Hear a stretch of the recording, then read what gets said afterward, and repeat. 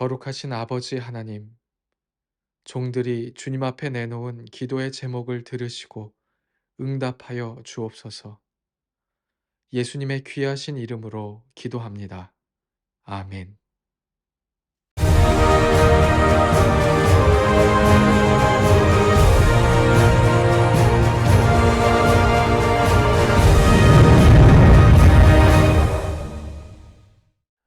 횃불에와 함께 하시는 목사님, 사모님, 선교사님 안녕하세요. 리포지션 다시 예수님의 겸손한 자리로 2학기 6번째 시간입니다.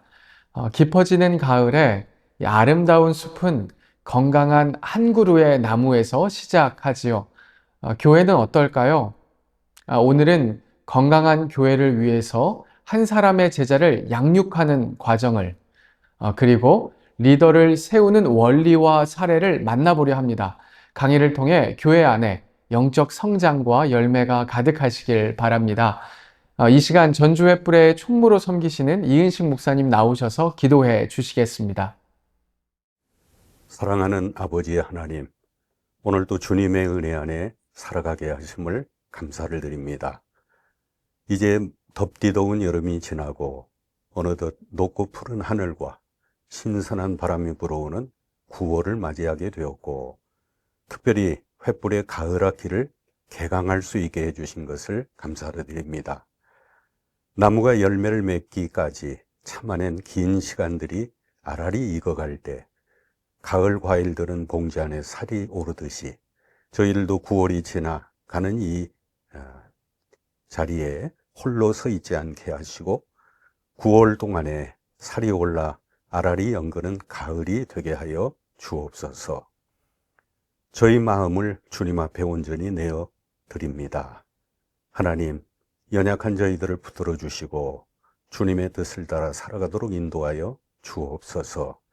오늘은 횃불 선교의 6주차 강의를 듣습니다.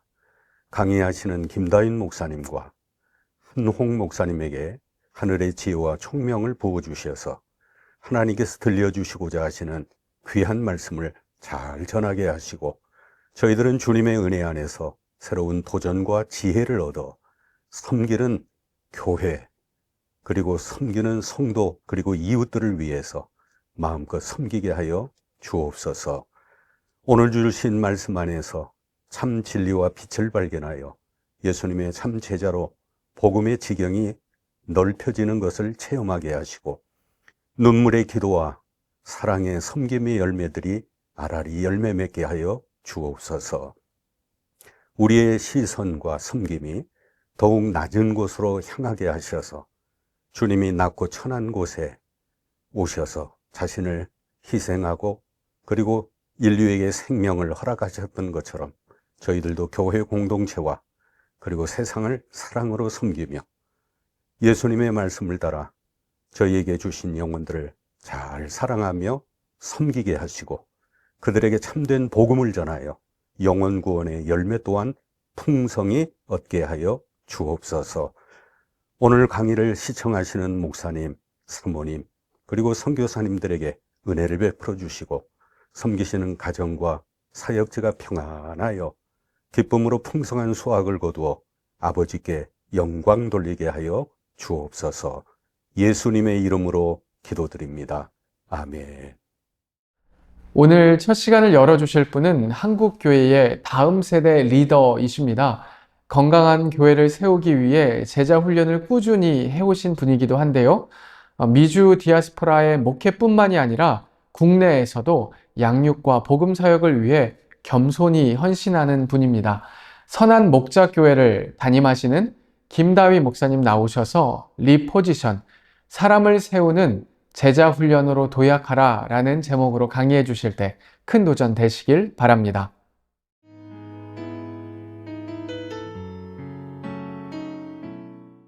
주님의 이름으로 문안드립니다. 하나님 나라 위에서 애쓰시는 우리 목사님, 사모님, 우리 선교사님, 정말 반갑습니다. 저는 기독교 대한감리회 소남 목자교회를 섬기는 김다희 목사입니다.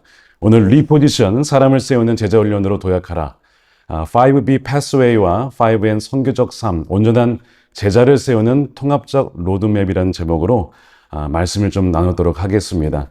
이번 강의의 목표가 몇 가지가 있습니다. 첫 번째는 교회의 본질적 사명인 제자훈련의 성경적, 신학적 당위성을 재확인하고 사람을 세우는 제자훈련을 위해서 패스웨이라고 하는 구조적, 시스템적 사고의 중요성을 이해하는 것입니다. 세 번째는 선한목자교회의 5B 패스웨이와 5N 비전을 통해서 각 교회의 상황에 맞는 제자 양육 로드맵을 구상하고 적용할 수 있는 통찰을 얻는 것이 이번 강의의 목표가 되겠습니다.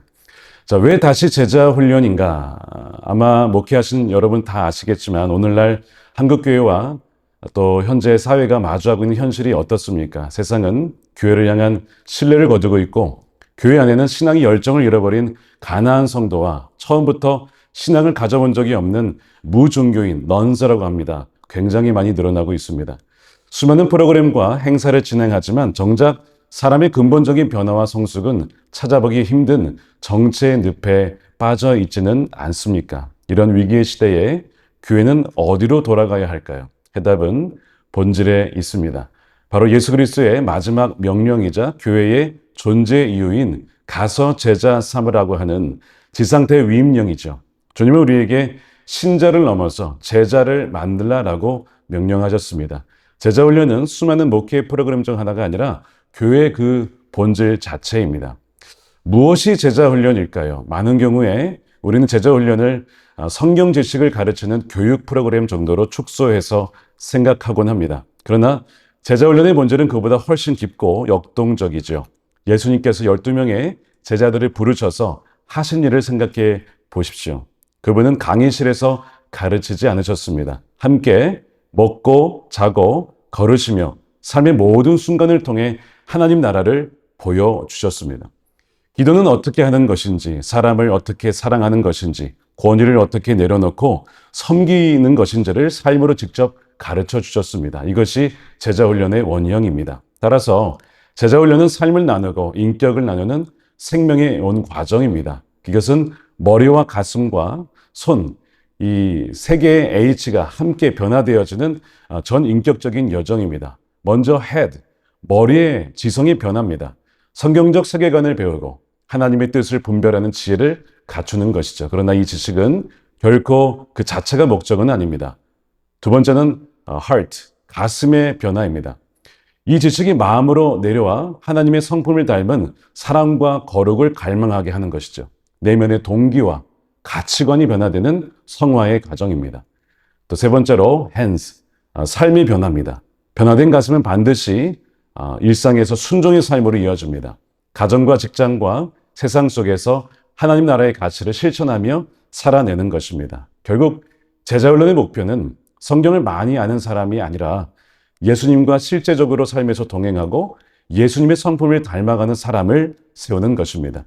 한 영혼 안에 죄로 인해서 깨지고 왜곡된 하나님의 형상이라고 하는 이마고 데이를 회복하고 그가 그리스도의 장성한 분량에까지 이르도록 돕는 거룩한 작업입니다. 이 과정은 결코 한 번의 훈련으로 완성되지는 않습니다. 공동체 안에서 서로를 격려하고 도전하며 성령의 도우심을 구하며 평생에 걸쳐 걸어가야 할 길입니다. 어떻게 제자훈련을 시작할 것인가? 많은 목회자 분들이 제자훈련의 중요성을 알지만 막상 어디서부터 시작해야 될지 막막해 하십니다. 열정적으로 시작했다가도 얼마 가지 못하고 금세 지치거나 열매를 보지 못하고 중단하는 경우도 상당히 많이 있습니다. 왜 그럴까요? 여러 가지 이유가 있을 것입니다. 하지만 그 중에 중요한 이유 중에 하나가 바로 시스템의 부재입니다. 진정한 제자훈련은 한 사람의 카리스마나 단발적인 프로그램에 의존해서는 결코 제자를 삼는 제자, 재생산으로 이어질 수가 없습니다. 한 영혼이 교회에 처음 발을 들여놓는 순간부터 다른 제자를 세우는 리더로 성장하고 나아가서 세상 속에 일상의 선교사로 살아가는 전 과정을 보여주는 통합적인 길, 패스웨이가 필요합니다. 제자훈련을 위한 구조적인 시스템적 사고가 교회의 미래를 결정하죠. 이 시간 저희 선한목자교회가 부족한 부분이 참 많이 있지만 어떻게 이 사명을 감당하기 위해 고민하며 세워나가고 있는지 그 구체적인 길을 나누며 여러분의 교회에도 적용할 수 있는 실체적인 통찰을 함께 좀 나누고 얻고자 합니다. 저희 교회에 제가 섬기는 선한목자교회 미션 스테이트먼트, 사명 선언문이 있습니다. 저희 교회의 사명 선언문은 다음과 같습니다. 선한목자교회는 잃어버린 영혼들, 넌즈들을 예수님과 동행하게 하여 그분의 형상을 담게 하고 다음 세대, next, youth neighbors, 북한 north, 열방 nations, diaspora nomad, 이것을 다 5N이라고 가르칩니다. 제자 삼는 성숙한 그리스도인들을 세우기 위해 존재한다라고 되어 있습니다. 결국 사람을 예수님의 사람으로 또 선교적인 사명을 가진 증인들로 세우는 것이 목적이죠. 이 사명은 다음과 같은 구조로 이루어져 있습니다. 대상이 누구냐? 결국 잃어버린 영혼들. 목장 안에 있지 않은 잃어버린 영혼들이 대상이고요. 과정은 예수님과 동행하게 하고 그의 형상을 담게 하여 온전한 성도로 세우는 것입니다. 목적은 5N, 선교 영역입니다. 그 세상에 있는 사람들을 축복하며 제자를 삼는 성숙한 그리스도인들을 세우는 것이죠. 그래서 이 영역에 있어서 다음 세대 이웃, 북한, 열방, 디아스포라, 그것이 열방에 또한 온라인에 또한 우리 주변에 흩어져 있는 디아스포라 사람들을 섬기는 것입니다. 그렇다면 이 위대한 사명을 어떻게 구체적으로 이룰 수 있을까요? 그것은 오직 성령의 도우심으로만 가능하지요. 더불어서 이 사명을 이루기 위한 구체적인 방법론이 필요한데 그 중에 하나가 선한 목자의 5B 패스웨이입니다. 이것은 저희 교회의 패스웨이라는 뜻이 아니라 선한 목자이신 주님께서 우리를 인도하신다라는 의미입니다. 자, 우리 선한 목자의 5B 패스웨이, 제자들을 향한 5단계 여정을 좀 살펴보겠습니다. 선한 목자의 5B 패스웨이는 한 영혼이 예수님을 만나 교회 공동체와 연결되는 브릿지로 시작합니다. 바로 다리이죠. 그 안에서 영적 가족으로 소속이 되는 belong 단계가 두 번째 단계고요. 세 번째는 예수님을 닮은 인격으로 변화되어지는 become 과정이 있습니다. 그 다음은 다른 제자를 세우는 리더로 성장하는 build 과정이 있고요. 마지막으로는 마침내 삶의 모든 영역에서 세상을 축복하는 bless 단계가 되어서 그런 축복하는 존재가 되어 하나님 나라를 세우기까지 전 과정을 담은 제자도의 로드맵입니다. 이것은 분절된 프로그램의 나열이 아니라 각 단계가 서로 맞물려 돌아가는 하나의 유기체와 같습니다. 이 패스웨이의 신학적 기초는 하나님의 형상 회복과 그리스도를 닮아감에 있습니다. 이것은 시편 23편에서 선한 목자 되신 주님께서 우리를 푸른 초장과 실만한 물가로 인도하시고 자기 이름을 위하여 의의 길로 그 양떼들을 인도하시는 여정과 같습니다. 바로 거기에 착안을 하여서 선한 목자 되신 주님이 우리를 바로 그런 의의 길로 인도하신다. 그래서 5P Pathway라고 이름을 지은 것입니다. 자, 첫 번째 단계를 좀 깊숙이 보도록 하겠습니다. Bridge, 연결되다입니다. 핵심 질문은 어떻게 세상과 예수님을 연결할 것인가? 이 단계는 교회의 문턱을 낮추고 다리를 놓는 모든 사역을 포함합니다. 핵심은 사람들을 향한 환대와 진정성이죠. 바로 예수님이 그렇게 하셨던 것처럼 말입니다. 교회 밖의 사람들이 아무런 부담 없이 찾아올 수 있도록 열린 공간이 되어야 합니다. 교회는 또한 그들의 눈높이에 맞춘 복음 제시와 무엇보다 삶으로 그리스도의 사랑을 진정성 있게 보여주는 성도들의 그 삶 자체가 가장 강력한 다리가 되겠죠. 물론 주님께서 우리의 다리가 되시지만 우리가 또한 다리가 되어서 세상과 주님을 연결시켜주는 그 성도들의 삶이 굉장히 중요합니다. 이 단계에서 우리는 전도의 대상을 숫자가 아니라 천하보다 귀한 한 영혼으로 바라보는 시각을 가져야 합니다. 이 브릿지의 신학적 기초는 성육신적 선교입니다. 인카네이셔널 미션이죠. 예수님께서 하늘 보좌를 버리시고 이 땅에 오셔서 우리와 하나님 사이에 끊어진 다리가 되어주신 것이 복음의 핵심입니다. 빌립보서 2장 6절에서 8절에 나와 있던 것처럼 그래서 교회는 세상을 향해 나아가는 성육신적인 공동체가 되어야 합니다. 또한 두 번째 근거는 화목케 하는 직분입니다. 우리는 세상과 하나님을 화목케 하는 그리스도의 대사로 부름을 받았습니다. 우리의 삶과 언어와 섬김 자체가 바로 세상에 놓는 복음의 다리가 된다는 것이죠. 자, 이것을 위하여서 저희 교회가 하고 있는 것 중에 중요한 것 중에 몇 가지를 좀 소개를 해드리겠습니다. 매일 전도팀이 있습니다. 저희는 월요일부터 또 심지어 주일까지 매일 전도팀이 나가서 복음을 증거합니다. 이걸 통해서 세상과 주님을 연결시키는 역할을 감당하죠. 또한 하나님의 러브레터라고 하는 이제 뮤지컬을 활용한 전도 집회가 있습니다. 1년에 봄에 한 번, 그리고 늦 가을에 한 번 합니다. 그래서 한 번은 교회에서, 한 번은 세상 속에 있는 뮤지컬 공간에서 전도 집회를 진행합니다. 그래서 이 과정을 통하여서 한 번도 복음을 듣지 못했던 사람들이 뮤지컬을 통해서, 메시지를 통해서 복음을 듣고 주님께로 연결되어지는 일들이 굉장히 많이 있습니다. 또한 주말 예배, 주중 예배든 또 수 예배든 금요 예배든 주일 예배든 바로 예배가 하나님과 우리가 만나는 다리와 같은 역할이죠. 바로 이 교회라고 하는 것은 하나님 나라의 전초기지 아닙니까? 바로 예배가 바로 하나님을 만날 수 있는 곳이기 때문에 언제든지 예배를 통해 세상 사람들이 와서 주님을 만날 수 있도록 합니다. 그 다음에 이제 굉장히 중요한 부분인데 어쩌면 가장 실제적인 부분일 수 있겠습니다. 교회에 처음 오시게 된 분을 어떻게 복음으로 양육할 것인가? 바로 1:1 양육 과정입니다.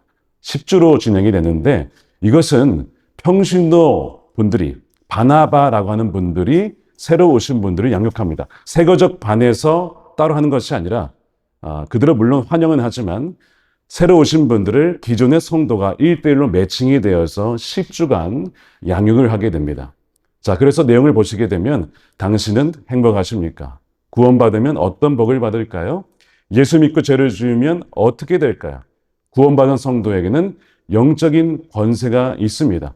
그리고 새로운 갈등에 도전하십시오. 구원받은 성도는 기도의 응답을 받고 구원받은 성도는 말씀에 순종하는 삶을 살아야 합니다. 구원받은 사람은 구원받은 증거가 있습니다. 구원받은 사람은 믿음으로 살아야 합니다. 구원받은 성도에게는 사명이 있습니다. 이렇게 이제 양육을 하고 나면 세례를 받지 않은 분들은 세례 양육을 통해 나중에 문답을 통해 세례를 받게 하고 세례를 이미 받으신 분들은 양육 수료만 하게 하여 이 과정을 거쳐야만 교회 정식 멤버가 됩니다. 그래서 저희 교회의 가장 중요한 첫 번째 단계가 바로 이 1:1 양육에 있습니다. 복음을 듣고 또 사람들과 연결이 되고 하나님과 연결되어지는 가장 핵심이 된다는 것이죠. 이 브릿지 단계에서 이제 빌롱으로 넘어갈 때, 소속으로 넘어갈 때 중요한 부분이 다리를 건너온 사람이 낯선 방문객으로 머물지 않고 즉시 영적 가족의 따뜻함을 느끼게 해줄 수 있도록 이 첫 번째 단계와 두 번째 단계를 잘 이어질 수 있도록 연결시켜주는 것이 중요합니다.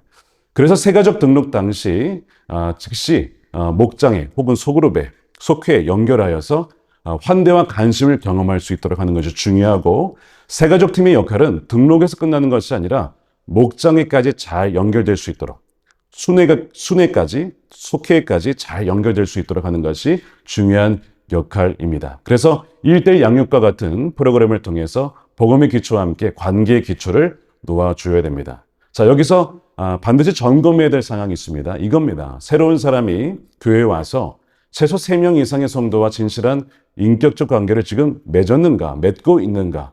이걸 항상 확인을 해야 됩니다. 프로그램 참여보다 중요한 것은 관계의 연결이라고 하는 것이죠. 자, 두 번째 단계는 빌롱, 소속되다입니다. 여기 핵심 질문은 공동체에 소속이 되어 돌봄과 보호를 받고 있는가? 마치 양이 목자의 품에 그 목장 안에 들어와서 돌봄을 받고 있느냐 묻는 것처럼 그 질문을 해야 된다는 거죠. 다리를 건너온 영혼이 방황하지 않고 안전하게 뿌리 내리는 단계가 바로 이 빌롱 두 번째 단계입니다. 교회는 단순히 사기 모임이 아니라 상처를 치유하고 치유를 받고 서로의 짐을 져주며 함께 울고 웃는 영적 가족이 되어야 합니다. 특히 목장 공동체 혹은 속회, 이 모임은 판단과 정죄 없이 자신의 연약함을 드러낼 수 있는 안전지대, 안전한 공간이 되어야 합니다. 진정한 소속감은 프로그램 참여 횟수가 아니라 나는 이곳에서 있는 그대로 사랑받고 있는가, 바로 거기에서 확신이 온다는 것이죠. 이 빌롱에 대한 신학적 기초를 좀 나누면 코이노니아입니다. 교회는 단순한 조직이 아니라 그리스도의 피로 맺어진 생명의 교제 공동체입니다. 초대교회 성도들이 그렇게 서로 교제하지 않았습니까? 성도는 코이노니아 안에서 자신의 정체성을 확인하고 영적으로 성장하게 됩니다. 또한 두 번째 근거는 그리스도의 몸이죠. Body of Christ. 우리는 그리스도의 몸을 이루는 각 지체입니다. 지체는 몸에 붙어 있을 때에만 생명을 유지하고 역할을 감당할 수 있습니다. 소속감은 영적 생존의 그리고 성장의 필수 조건입니다. 성경적 근거를 보면 우리는 주의 백성이요 주의 목장의 양이라 그렇게 말씀했습니다. 우리는 바로 선한 목자 되신 주님의 양이라는 것이죠. 그래서 여기에 핵심 프로그램을 보면 아마 교회마다 다 이름이 다르겠지만 어떤 교회는 속회, 구역, 순, 목장 이름은 다르지만 본질은 같죠. 소그룹으로 모여서 나이대별로 모여서 이렇게 편성이 됩니다. 교회마다 특징이 있겠지만 저희 같은 경우에는 나이대별로 묶여 있습니다. 그래서 3, 40대로 묶인 요셉 교구가 있고 장년 교구가 있고 또한 35세에서 49세의 싱글 남자 여성으로 구성된 다윗 공동체가 있습니다. 이런 식으로 나이대별로 연령대별로 동질 그룹을 묶어서 나눔에 있어서 삶의 유사한 경험과 고민을 하고 있는 분들이 그것을 나누고 같이 믿음에 자라나갈 수 있도록 그렇게 묶어드리고 있습니다. 또한 연령별 선교회가 있죠. 남성교회든 여성교회든 남성끼리 여성끼리 그러나 연령대별로 모여서 또한 같이 같은 성끼리 또한 고민하고 나눌 수 있는 부분들이 있습니다. 이런 식으로 다양한 방식으로 어쨌든 오신 성도분들이 또 새신자가 교회 안에 연결이 되어서 그 안에서 마치 그물망처럼 거미줄처럼 서로서로를 붙잡아주고 기도해주는 그런 공동체를 세워나가는 것이 너무너무나 중요합니다. 자, 여기 보면 이제 연결고리가 있죠. 이제 두 번째에서 세 번째로 넘어갈 때 안전하고 신뢰 가득한 공동체는 성도들이 자신의 연약함을 드러내고 진정한 변화를 갈망하게 하는 영적인 인큐베이터가 된다는 것입니다. 그래서 전환을 위한 노력을 해야 되는데 목장에서 삶을 나누는 것에 그치지 않고 함께 말씀을 공부하고 묵상하고 기도하며 예수님을 더 닮고 어떻게 하면 일상에서 예수님과 실제적으로 동행할 수 있는지를 도전을 주고 그런 영적인 갈망을 심어줄 수 있어야 합니다. 자, 목자는 목원들의 영적 상태를 파악하고 무엇이 그 다음 단계인가를 도전해 줄 수 있어야 됩니다. What's next step이 무엇이냐? 내 다음 단계, 내가 영적으로 성장하기 위해서 그 다음 단계가 무엇인지를 그 소그룹 안에서 서로 도전을 주고 소그룹 리더가 멤버들에게 계속 도전을 주어서 계속해서 주님과 자라갈 수 있도록 도전을 주는 그 소그룹이 이 전체 5가지 5B 패스웨이에서 굉장히 중요한 역할을 감당합니다. 소그룹이 그 역할을 감당하지 못하면 사실 이 제자훈련 전체 프로세스가 굉장히 작동하지 못할 수가 있습니다. 그래서 이 두 번째 단계인 빌롱이 굉장히 중요한 단계라는 것을 꼭 기억해야 됩니다. 그래서 이 예수님의 사람 제자훈련과 같이 그 다음 단계가 무엇이다 라고 제시해 주면서 계속해서 훈련을 받을 수 있도록 체계적인 훈련을 받을 수 있도록 연결해 주는 영적 안내자가 바로 소그룹 리더입니다. 영적 코치 역할을 감당해 줘야 된다는 것이죠. 그래서 이것만은 점검해야 됩니다. 한 성도가 자신의 삶의 희로애락과 연약함과 기도 제목을 솔직하게 나눌 수 있는 영적 공동체에 뿌리 내렸는가를 항상 점검을 해야 된다는 것이죠. 자, 세 번째 단계입니다. 세 번째는 become, 되어가는 것입니다. 자, 예수님과 동행하는 사람으로, 예수님을 닮아가는 사람으로. 그래서 질문은 예수님과 동행하며 예수님을 닮은 사람이 되어가고 있느냐? 그것을 묻는 것이죠. 구체적으로 얘기하면 안전한 공동체에 뿌리내린 성도가 본격적으로 예수님을 닮아가는 성품의 변화를 경험하는 단계입니다. 이 단계의 핵심은 지식이 아니라 바로 삶으로 변화되는 것이죠. 체계적인 제자 훈련과 말씀 묵상과 기도 훈련을 통해 하나님의 말씀을 삶의 구체적인 현장에서 살아내는 법을 배우는데 누구를 통해 배울까요? 그렇게 살아가는 사람을 통해, 제자를 통해, 증인을 통해 그렇게 배워나가게 되는 겁니다. 이 변화는 한 번의 이벤트가 아니라 매일의 동행과 순종을 통해 이루어지는 점진적인 과정임을 이해하는 것이 중요합니다. 신학적 기초가 몇 가지 있습니다. 성화죠. 구원받은 성도는 성령 안에서 점진적으로 예수님의 성품을 닮아가도록 부름받았습니다. 제자훈련의 목표는 성경 지식의 축적이 아니라 예수님과 인격적인 교제와 동행을 하며 예수님을 닮은 인격의 변화가 바로 목표입니다. 또한 두 번째 근거는 영적 훈련입니다. 말씀과 기도와 묵상과 같은 경건의 훈련은 성화의 과정의 필수적인 도구죠. 교회는 성도들이 꾸준히 훈련에 참여하도록 격려하고 가르쳐서 예수님의 그 형상을 회복할 수 있도록 해야 합니다. 핵심 프로그램 중에 하나가 막 교회마다 제자훈련 프로그램이 있을 수 있지만 저희가 사용하고 있는 교재는 바로 예수님의 사람 제자훈련 교재입니다. 12주간 운영이 됩니다. 1년에 봄과 가을학기 두 차례 진행이 되는데요. 최소 3명에서 12명 이내의 소그룹으로 구성이 됩니다. 대그룹이 아니라 소그룹으로 구성되어서 강사는 목회자 혹은 사모님이나 장로님이나 권사와 같은 이미 이 제자훈련 과정을 다 거쳐서 다시 재생산하기 위한 리더가 되는 분들이 이 과정을 인도를 합니다. 12주 동안 2회 결석을 하게 되면 수료가 불가하고 훈련 기간 중에 매일 말씀 묵상과 예수동행 일기 기록이 필수입니다. 그래서 이 훈련은 예수님과 어떻게 하면 인격적으로 만나고 교제할 수 있는지 바로 그 관계에 초점을 맞춘 훈련입니다. 현재 저희 42기까지 기수배 평균 한 240여 명이 수료하고 거의 많은 교인들이 성도들이 지금 훈련을 받았습니다. 그리고 계속해서 훈련을 받고 있죠. 커리큘럼을 보게 되면 1단원은 십자가의 능력, 십자가의 복음을 증거하고 2단원에서는 내 안에 주님의 계심을 증거하는 그것을 점검하게 하고요. 세 번째는 회개에 대해서, 네 번째는 나는 죽고 예수로 사는 사람이라고 하는 내 안에 이미 옛사람은 죽었고 갈라디아서 2장 20절 근거로 내 안에 주님이 사신다는 것을 나의 복음을 통해서 분명하게 체험하게 합니다. 그 다음은 성령 충만한 사람, 또 주님의 음성을 들으며 살아갈 수 있도록 훈련시키고 기도로 사는 사람, 믿음으로 사는 사람, 또 소망으로 사는 사람, 또 사랑으로 사는 사람, 영적 전쟁에서 승리할 수 있도록 영적 전쟁에 대해서 가르치고 또한 전도자의 사명으로서 한국에 파송받은 선교사로서의 사명을 가지고 살아갈 수 있도록 그렇게 도전합니다. 굉장히 중요한 제자훈련 과정이고요. 이 외에도 이제 이것을 수료하시게 되면 GS 바이블 칼리지와 아카데미를 통해서 신구약과 성경 통독과 전도학교와 기도학교와 같은 좀 더 구체적인 훈련을 통하여서 예수님을 닮아가고 예수님과 동행하는 사람들로 세워지게 됩니다. 아펜젤러 선교학교는 훈련 이후에 여름과 겨울 두 차례 진행이 되는데 훈련 이후에는 반드시 단기 선교에 참여를 하셔야 됩니다. 그래서 모든 성도가 가는 선교사로 가든지 보내는 선교사로 보내든지 반드시 선교적인 삶에 동참할 수 있도록 도전을 합니다. 통일선교학교는 이제 몇 년 전에 생긴 것인데 저희가 북한을 품고 한 민족으로서 복음으로 통일될 수 있도록 어떻게 하면 우리가 통일을 준비할 수 있을까를 같이 배우며 고민하며 실제적으로 우리 북한의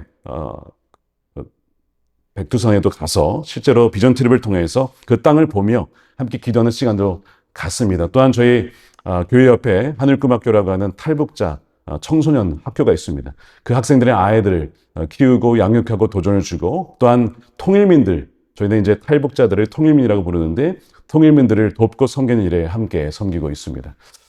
예수동행 일기 훈련은 이제 이것은 제자훈련 이후에 받는 훈련인데 이 훈련의 초점은 단순한 일기가 아니라 예수님과 매일 친밀한 동행을 할 수 있도록 돕는 것입니다. 그래서 아침에 일어나서 주님을 주목하고 무슨 일을 하든지 운전을 하든지 음식을 먹든지 사람을 만나든지 항상 24시간 주님을 주목할 수 있도록 도전을 준 이후에 그 과정 중에 내가 예수님을 어떻게 만났는가, 말씀을 통해 어떻게 예수님을 만났는가, 그것을 저녁에 기록을 하고 그것을 서로 나눔을 통해서 우리 일상에서 예수님이 어떻게 나에게 역사하셨는지를 훈련받고 또 그 훈련을 통해서 친밀한 예수님을 경험하는 그런 효과적인 도구가 바로 예수 동행 얘기 훈련입니다. 바로 이 과정도 저희 교회의 아주 독특한 훈련 과정이 되겠습니다. 자, 이제 비컴 과정에서 빌드라고 하는 네 번째 단계로 넘어갈 때 중요한 연결고리가 진정으로 예수님을 닮아가는 사람, 또 예수님과 동행하는 사람은 자연스럽게 다른 사람을 섬기는 자리로 나아가게 되어 있습니다.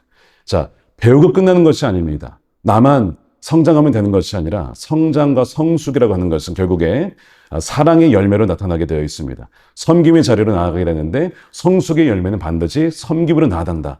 이것을 반드시 점검해야 된다는 것이죠. 전환을 위한 노력은 뭐가 있냐면 제자훈련 수료가 졸업이 아니라 새로운 시작이라는 것을 명확히 해야 합니다.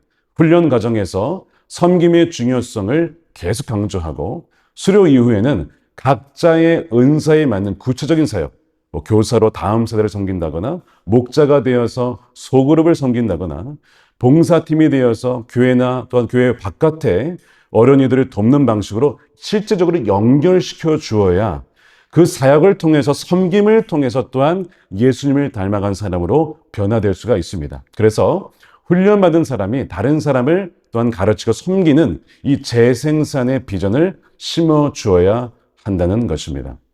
자, 핵심 성장 점검을 해야 될 게 있습니다. 자, 이것만은 꼭 점검을 해야 됩니다. 말씀과 기도를 통해 삶의 구체적인 영역 속에서, 가정이나 직장이나 관계 속에서 예수님의 성품이 나타나고 있느냐, 내가 사랑하고 있는가, 내가 기뻐하고 있는가, 내 안에 평강이 있는가, 내가 충성스럽게 주의 말씀을 따라 순종하고 있는가. 자, 이런 것들을 점검해야 된다는 것이죠.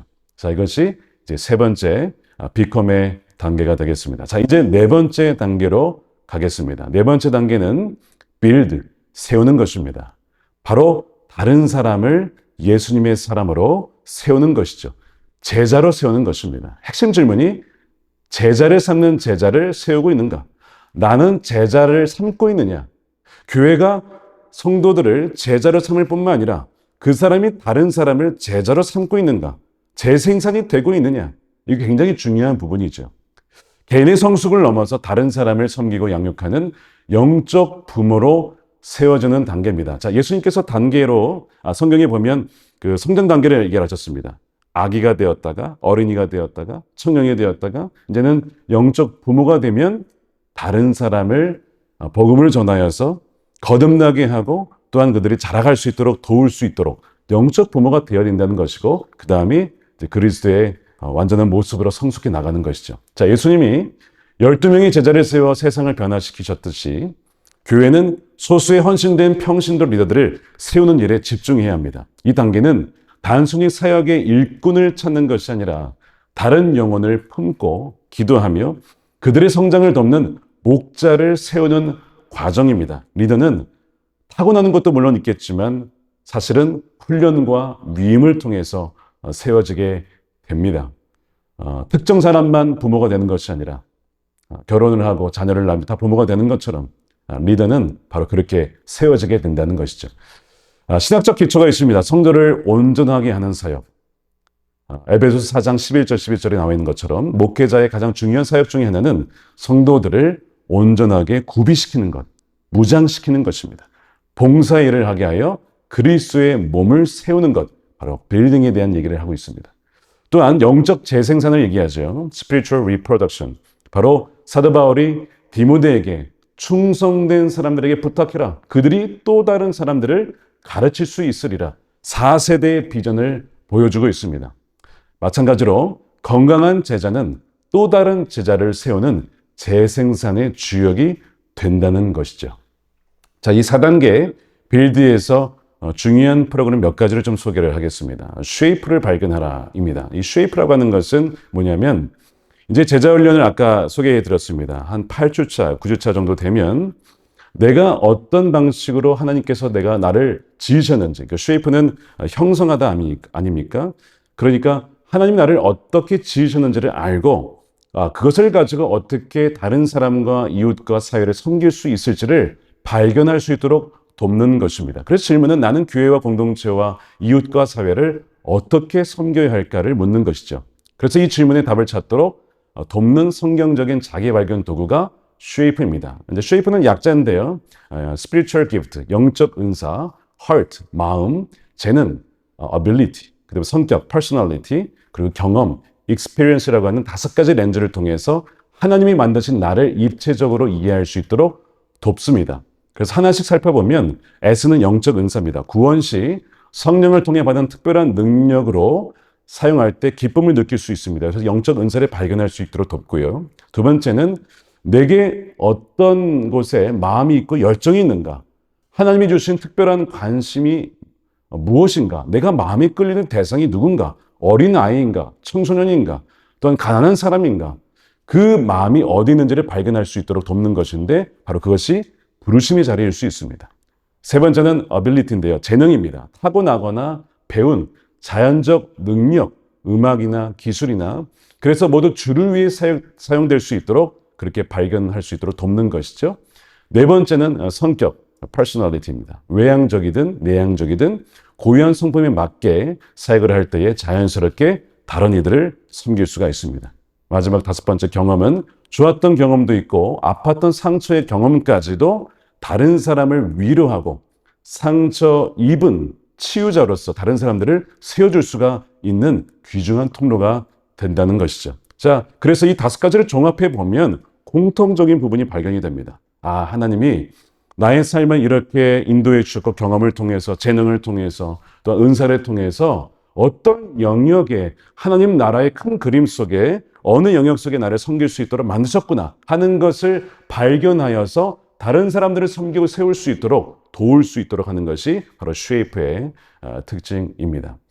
자, 그 다음에 이제 중요한 훈련이 바로 바나바 1:1 양육자 훈련입니다. 자, 세 가족이 왔을 때에 누가 그분들을 훈련시킨다 그랬죠? 바나바라고 했습니다. 바로 바나바가 어디에서 나오느냐? 바로 1:1 양육을 거치고 제자 훈련을 거치고 이런 훈련들을 다 거친 분들이 이 바나바 1:1 양육자 훈련을 통해서 자신도 이제는 다른 사람을 복음으로 양육할 수 있는 사람들로 세워지게 됩니다. 그래서 교회에 10명이 오든 100명이 오든 300명이 오든 상관이 없이 온 성도가 다 바나바화가 되었기 때문에 어느 누가 와도 그 연령대와 또한 비슷한 어떤 취미와 관심사에 따라서 묶어드리면 그렇게 그분들을 통해서 양육을 할 수 있도록 훈련을 시킬 수가 있습니다. 그러니까 온 성도가 이미 말씀으로 훈련되어 있기 때문에 새로운 가정이 와도 어느 누구든지 양육할 수가 있도록 훈련시키는 것이 이 바로 1:1 바나바 양육자 훈련이 되겠습니다. 그래서 제자 훈련을 마치면 그게 끝나는 것이 아니라 바로 이 훈련을 통해서 다시 재생산이 가능하도록 다른 사람을 세울 수 있도록 훈련을 시키는 것입니다. 자, 그 다음에 이제 속장 혹은 목자, 지역장 혹은 초원지기 훈련입니다. 바로 소그룹 리더를 훈련시키는 거죠. 자, 제자 훈련의 핵심이 뭐라고 말씀드렸습니까?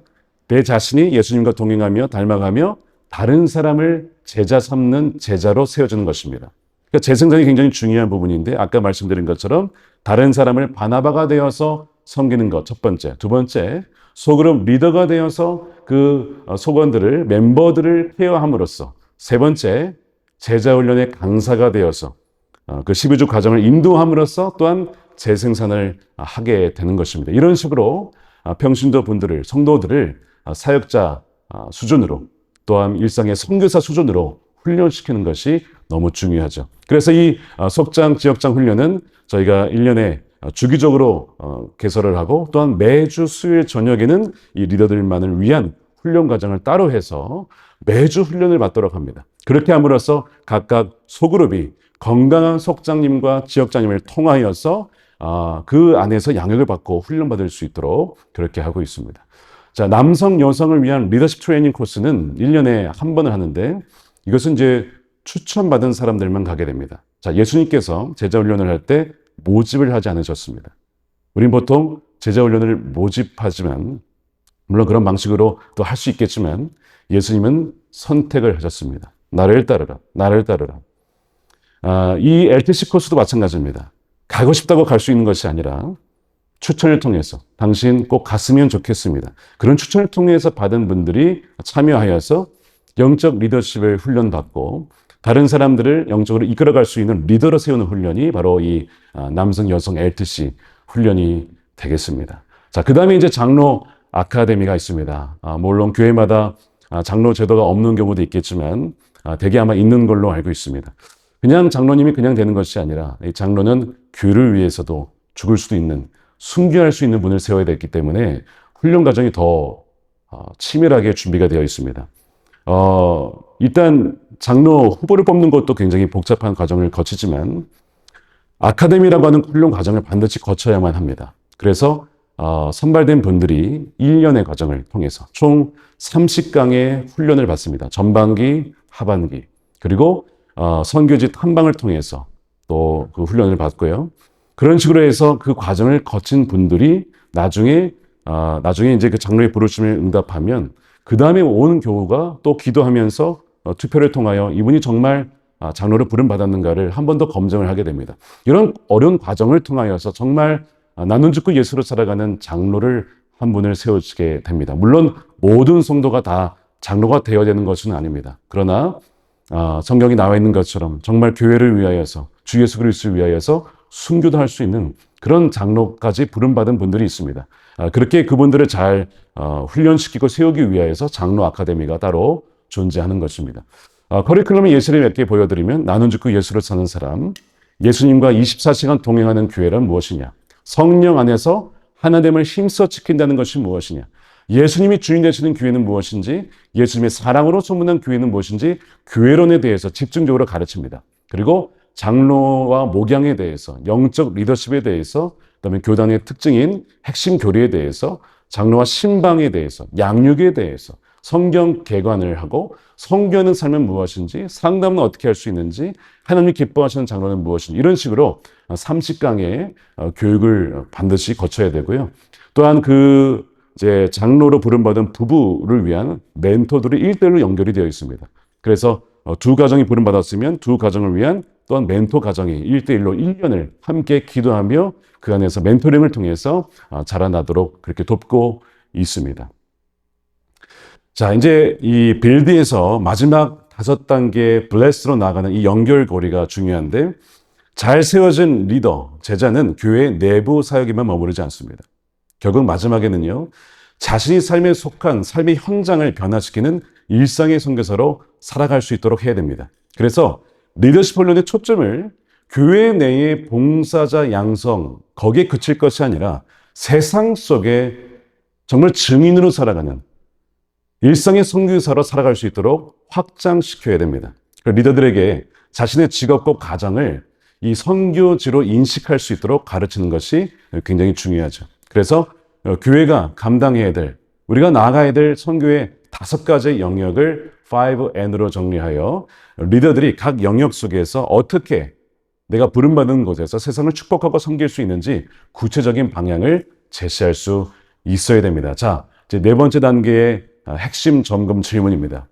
자신이 받은 은혜와 훈련을 다른 사람에게, 세가족이든 그게 소그룹 멤버든 다음 세대에게 내가 흘려보내며 그들의 성장을 돕고 있느냐 아니냐를 항상 점검해야 합니다. 그래서 은혜의 종착지가 아니라 정거장이 되어서 다른 사람들에게 은혜를 흘려보낼 수 있는 통로가 되어야 된다는 것이죠.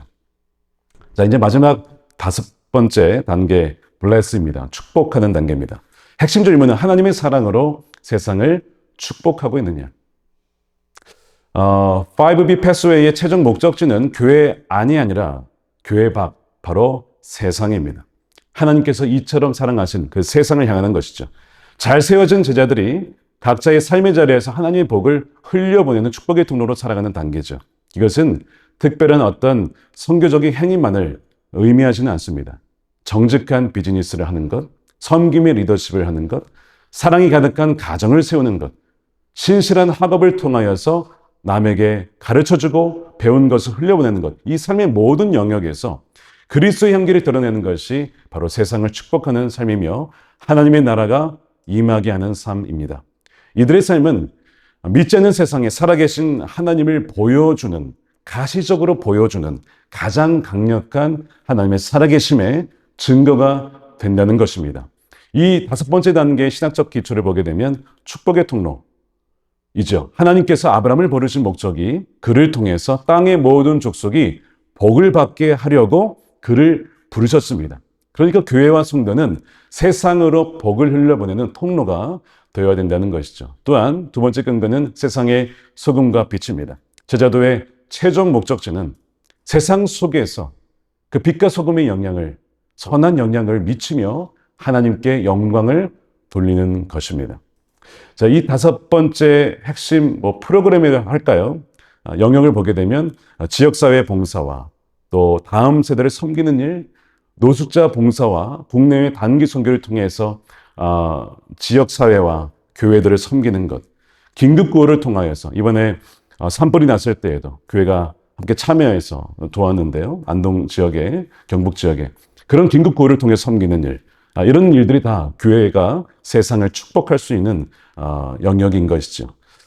자, 그래서 이제 이 블레스가 5단계인데 이게 이제 끝이 아닙니다. 블레스가 잘 되면 이것이 어디로 이어지냐면 바로 브릿지. 그 사람들이, 세상의 사람들이 하나님께로 연결이 되는, 다시 처음에 브릿지 단계로 연결이 되는 것입니다. 얼마나 많은 분들이 복음을 듣고 주님께 올 수 있느냐는 사실 이 블레스에 담겨 있습니다. 정말 예수 그리스도를 인하여서 주님의 복을 삶으로 드러낸 사람들의 삶을 통하여 나도 주님을 알고 싶다라고 하는 사람들이 브릿지를 통해서, 다리를 통해서 주님께 나아오게 되는 것이죠. 그래서 세상 속에서 축복의 통로로 살아가는 성도의 삶은 믿지 않는 이들에게 가장 강력한 복음의 다리가 된다는 것입니다. 자, 이 단계는 5B 패스웨이의 끝이 아니라 새로운 시작인 것을 기억하셔야 됩니다. 이 블레스 단계가. 그래서 성도들이 각자의 삶의 자리에서 겪는 선교적인 고민과 간증을 목장과 소그룹과 예배에서 나누게 함으로써 다른 성도들에게 도전을 주고 교회의 선교적인 동력을 강화할 수 있어야 합니다. 이들의 삶을 통해 교회 밖에, 교회 담장 밖에 사람들이 자연스럽게 브릿지 단계로 초대되어지는 복음의 이 선순환 구조를 만들어야 된다는 것이죠. 자, 이것을 5단계에서 점검해야 됩니다. 자신의 시간과 재능과 은사와 재물을 사용하여 5N의 영역, 다음 세대 이웃과 북한과 열방과 디아스포라 흩어진 분들에게 하나 이상을 구체적으로 내가 섬기고 있는가를 물어야 합니다.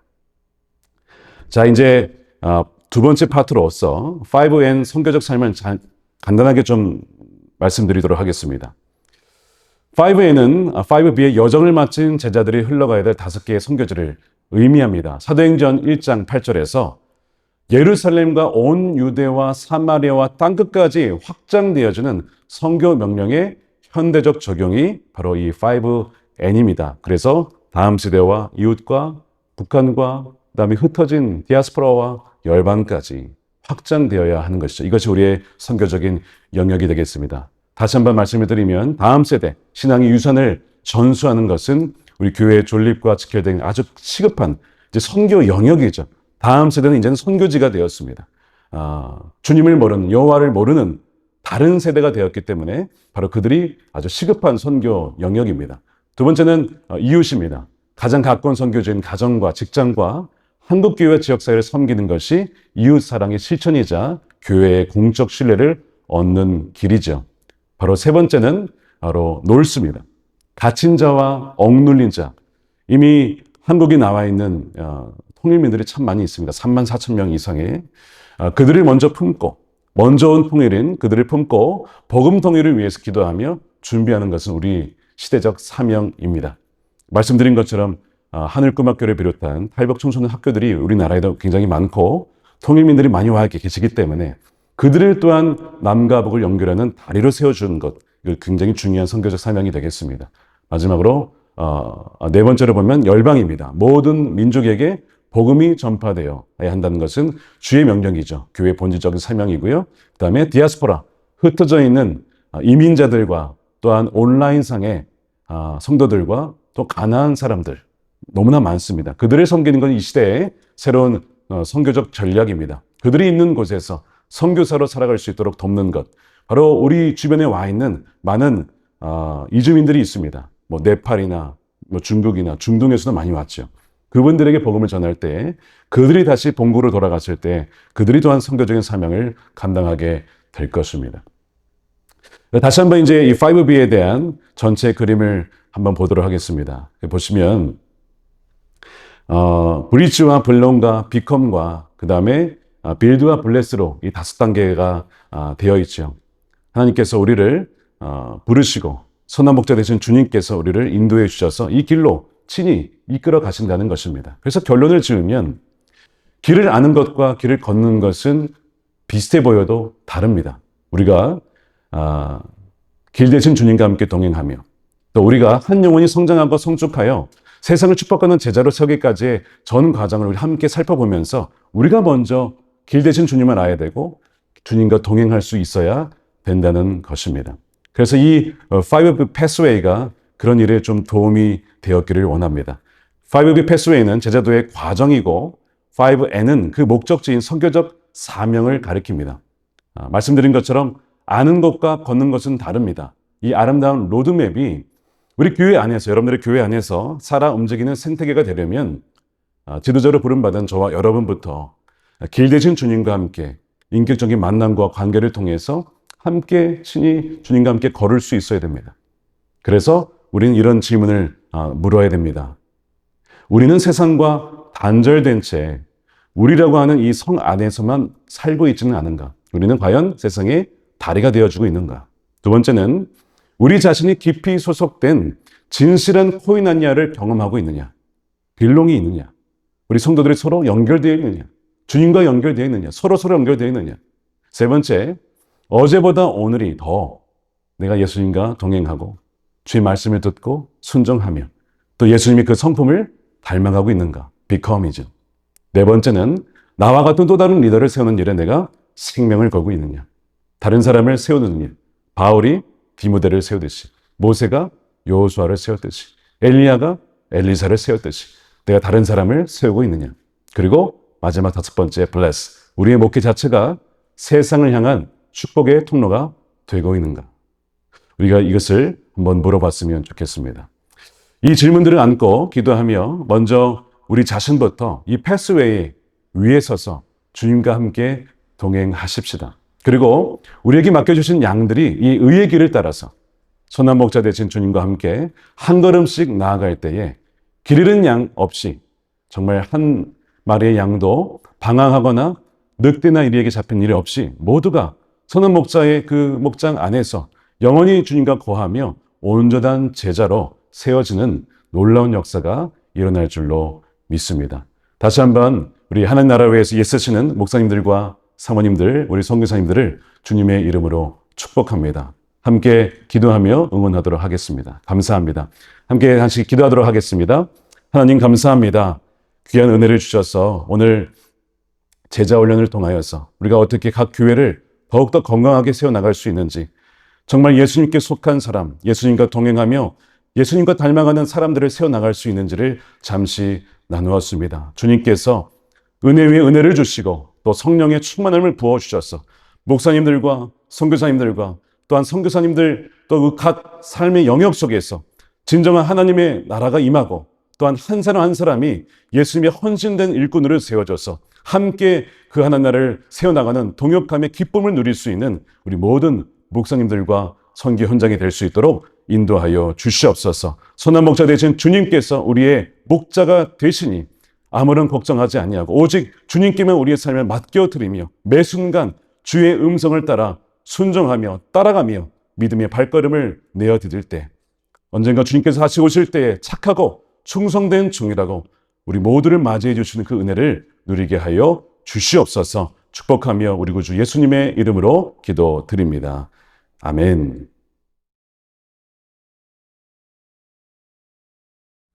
귀한 강의에 감사드립니다. 브릿지, 비롱, 비컴, 빌드, 블레스 5가지의 중요한 사역과 흐름들을 통해서 교회에 필요한 영역을 생각하고 어떻게 시작하고 보완할 수 있는가 배우는 귀한 강의였습니다. 쉬시는 동안에는 횃불재단과 동역하는 단체와 사역들을 소개하는 시간을 가지려 합니다. 우리 횃불재단은 교파와 지역을 초월하여서 복음을 위해 다양한 기관과 협력하고 있습니다. 오늘은 청년과 다음 세대를 향한 복음의 횃불로 쓰임받는 CCC의 사역에 대해 그중 P2P라는 성경적 자녀 성교육 프로그램을 소개하려 하는데요. 영상을 통해 그 자세한 소식 만나보시죠. This is a bear trap.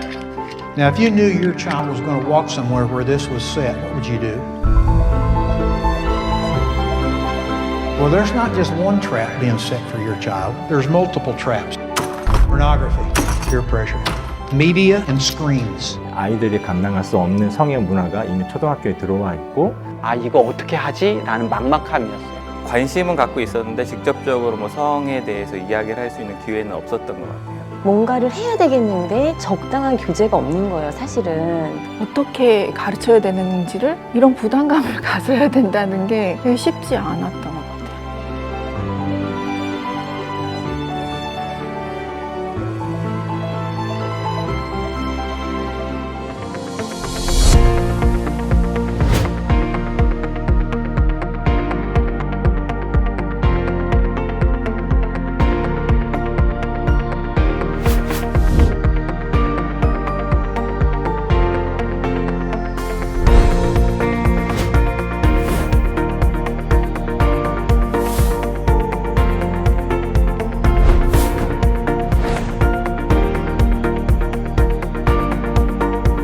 제 예상보다 너무 잘하는 거예요. 너무 좋다. 교재를 만나고 저는 너무 행복했어요.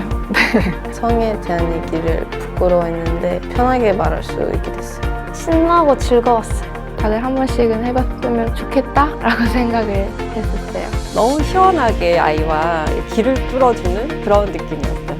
P2P를 활용하면 굉장히 유익하지 않을까. 관계적으로 무슨 이야기든 할 수 있겠다. 아이의 필요에 맞게 물꼬를 트는 좋은 교재라는 생각이 들어요. 절대 주저하지 마시고 상상 이상의 함께하는 것을 경험할 수 있다고 도전하고 싶어요. P2P 적극 추천합니다.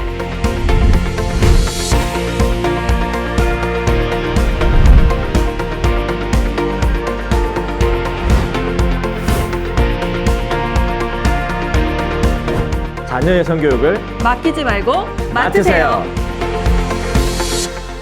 즐겁고 편안한 성경적 성교육 P2P 프로그램이 10월 27일 다음 주 월요일 양재 횃불 선교센터 드림홀에서 진행합니다. 더 자세한 내용은 유튜브 더보기를 눌러 확인해 주세요. 안녕하세요. P2P 세미나에 오신 여러분들을 환영하며 주님 안에서 인사드립니다. P2P를 처음 접했을 때 많이 안타까웠습니다. 저의 자녀들은 이미 성인이 되어버렸기 때문입니다. 그러나 P2P 출판을 준비하며 어린 두 자녀를 둔 제 딸 생각이 났습니다. 딸과 사위에게 이것을 가르쳐 그들이 자신의 자녀들에게 가르쳐 주도록 해야겠다는 희망이 되살아났습니다. 그러기에 P2P를 지금 접하는 모든 부모와 자녀는 그만큼 축복이라 믿습니다. 여러 면에서 세상이 도덕적으로 많이 무너지고 있습니다. 최근 통계에 의하면 기독대학생 3명 중 2명은 비혼 동거에 찬성한다고 합니다. 이런 환경에서 우리 아이들이 성적 유혹을 견뎌내며 성적 순결을 지켜내기는 정말 힘듭니다. 부모가 언제까지나 주위를 맴돌며 감독하기도 어렵습니다. 어릴 때부터 성에 대해 바른 인식과 결단으로 부모님과 하나님 앞에서 결심하고 스스로를 지켜내도록 준비시키는 것이 이 세대의 부모들에게 주어진 역할이라 믿습니다. P2P는 그런 면에서 탁월합니다. 초등학교 고학년부터 앞으로 겪을 또래 압력으로부터 자신을 지킬 수 있는 힘을 길러 청소년기와 청년기를 준비시켜 준다면 부모님도 훨씬 더 안심하실 수 있을 것입니다. 이 책은 부모와 자녀의 관계를 더욱 친밀하게 만들어줄 것입니다. 부모 자식 간의 가장 대화하기 껄끄러운 주제인 성에 관해 대놓고 다루기 때문입니다. 이것을 미리 테스트해본 부모님들은 P2P 이후 아이들이 자유롭게 성적인 질문도 할 만큼 부모와 자식 사이에 신뢰가 더욱 굳건해졌다는 후기를 전해줬습니다. 그러나 가정의 상황상 꼭 부모가 할 수 없는 경우라도 좋은 인도자의 가르침을 받는다면 멋진 효과를 거둘 수 있으므로 안심하시기 바랍니다. 저는 처음에 P2P를 접했을 때 아이들에게 이런 이야기까지 한단 말이야? 라고 스스로 놀랐습니다. 그러나 초등학생 자녀를 둔 부모님들이 이구동성으로 알려주었습니다. 학교에서 이미 다 배우고 생식기 용어들도 다 알며 아이들이 이미 데이트도 많이 한다는 것입니다. 그렇다면 선택의 여지는 없습니다. P2P를 해야겠다고 결심했습니다. 우리가 하지 않으면 아이는 다른 사람, 다른 매체를 통해 잘못된 성을 배우게 될 것이라고 P2P 저자인 데니스 레이니는 말합니다. 부모가 자녀에게 또는 영적으로 성숙한 인도자가 우리 귀한 아이들에게 성경적 관점에서 성에 대해 미리 가르쳐주고 준비시켜 주는 것이 최상의 방법이고 그것은 하나님의 기뻐하시는 뜻이라 믿습니다. P2P를 통해 여러분 아이에게 역사하실 하나님의 보호하심과 인도하심을 기도합니다. P2P 세미나에 이 세대의 모든 부모님을 초대합니다. 두 번째로 강의하실 분은 탁월한 설교와 목회 리더십으로 큰 부흥을 경험하시는 분입니다. 복음 중심의 선명한 설교와 강의로 잘 알려지신 분이기도 한데요. 리더를 세우고 양육하는 목회 리더십 분야에서도 생생한 강의를 나눠주시려 합니다. 새로운 교회의 담임으로 섬기시는 한옥 목사님 나오셔서 리포지션, 교회를 새롭게 하는 목회 리더십이라는 주제로 강의해 주실 때 큰 은혜 되시길 바랍니다.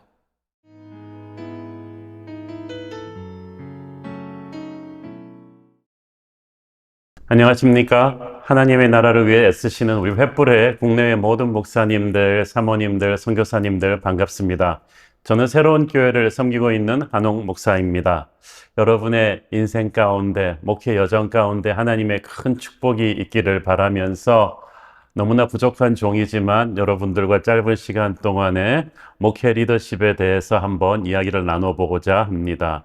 저는 3000년 전의 사람이지만 정말 제가 좋아하는 성경의 인물, 너무나 많은 공경과 어려움을 겪었지만 하나님의 마음에 합한 사람으로 불려진 다윗을 주제로 해서 오늘의 이야기를 풀고자 합니다. 시편 78편 70절 72절에 보면 또 그의 종 다윗을 택하시되 왕의 우리에서 취하시며 전량을 지키는 중에서 그를 이끌어내사 그의 백성인 야곱 그의 소유인 이스라엘을 기르게 하셨더니 이에 그가 그들을 자기 마음의 완전함으로 기르고 그의 손의 능숙함으로 그들을 지도하였더라고 돼 있어요.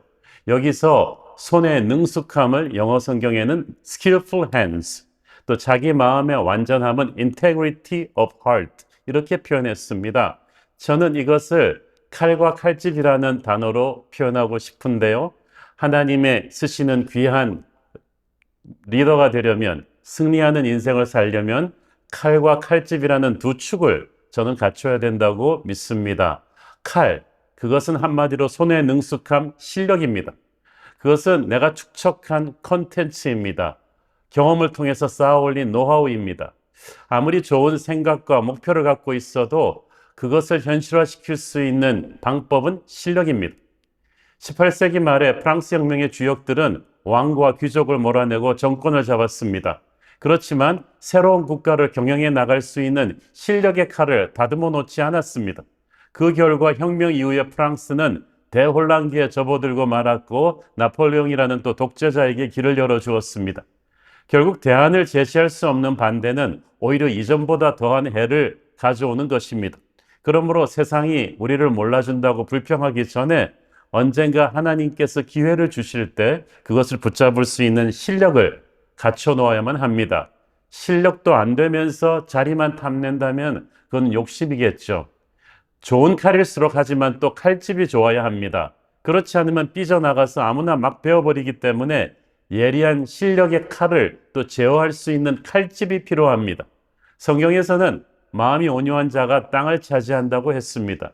이 온유함의 헬라어의 의미는 절제된 힘, power under control이라는 뜻입니다. 펄펄 뛰는 야생마를 제어하는, 컨트롤할 수 있는 자갈의 의미를 담고 있죠. 칼은 능력입니다. 하지만 칼집은 그것을 잘 절제해서 사용할 수 있는, 차로 치면은 브레이크어더 같은 제어 장치입니다. 자기 마음의 완전함, 인테그리티라는 것은 정직하고 성숙한 인품을 가리키는데 이게 칼집입니다. 목회자가 영적인 실력이 있어도 인격의 칼집이 없다면 그것은 브레이크 없는 차처럼 대단히 위험합니다. 다윗의 인생에서 우리는 하나님께서 그의 칼과 칼집을 어떻게 갖추어 주셨는지를 볼 수가 있습니다. 먼저 우리의 칼은 영적인 실력이겠죠. 진정한 영적인 권위는 저는 영적인 실력에서 나온다고 믿습니다. 복음서를 읽어보면 예수님께서 사역하실 때 당시 종교 지도자들이 와서 예수님에게 계속하는 질문이 있었어요. 당신이 무슨 권위로 이런 것들을 가르치고 이런 일들을 행하십니까? 이들 종교 지도자들은 다 금수저들이었어요. 대제사장과 서기관과 장로들입니다. 좋은 집안에서 태어나 엄격한 훈련을 통해 다듬어진 이들. 그래서 그들의 영적 권위는 혈통과 전통, 성경 지식과 연륜에서 나왔습니다. 그래서 그들은 자신들에게 영적인 권위가, 정통성이 있다고 착각했습니다. 그런데 예수님이 등장하셨어요. 그랬더니 자신들의 정통성, 영적인 권위가 송두리째 흔들렸습니다.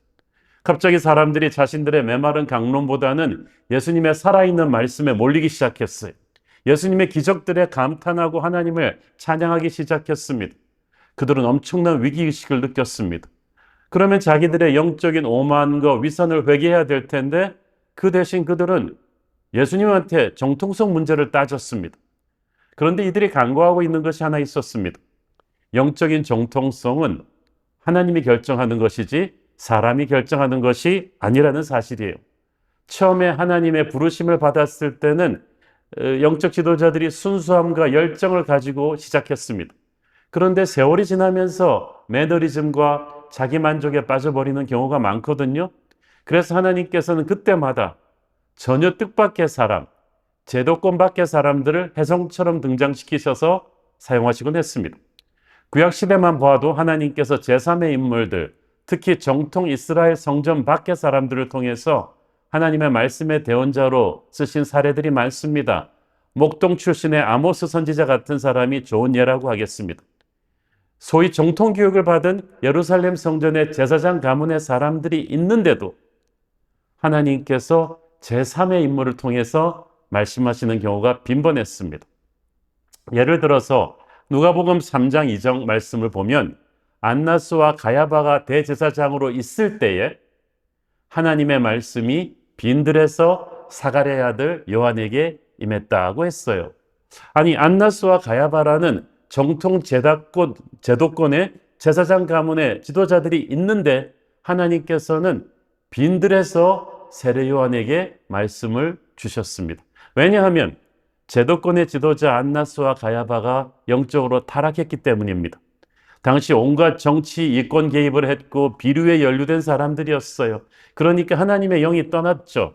하나님께서는 명함만 갖고 있는, 자리만 차지하고 있는 그런 종교 지도자들을 사용하지 않으십니다. 유대인들은 그 당시 자신들이 아브라함의 자손이라는 오만감에 가득 차 있었습니다.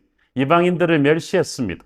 그러자 예수님께서 말씀하셨습니다. 내가 이 돌로도 아브라함의 자손을 만들 것이다. 이 말의 의미가 무엇이겠습니까? 성경이 육체의 할례가 아닌 마음의 할례를 말하고 있는 까닭이 무엇이겠습니까? 내 말은 영적인 권위주의를 휘두르지 말고 영적인 실력을 제대로 갖추라, 이 뜻 아니겠어요? 영적인 실력이 없고 하나님의 기름 부으심이 떠났는데도 마음이 강팍해지니까 종교 지도자들은 스스로의 힘으로 인간적인 권위를 휘두르려고 했어요. 그런데 하나님의 권위가 충만한 성령의 사람은 힘을 굳이 휘두르지 않습니다.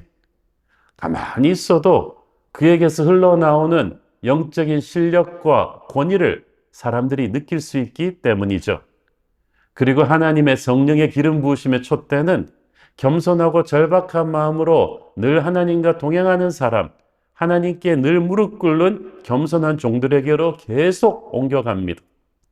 한때 하나님께 귀한 쓰임을 받았던 교회, 목회자, 교단들도 시간이 지나면서 교만해지고 나태해질 때가 있습니다. 그러면 신기하게도 성령의 기름 부으심의 촛대가 가차없이 옮겨가 버립니다.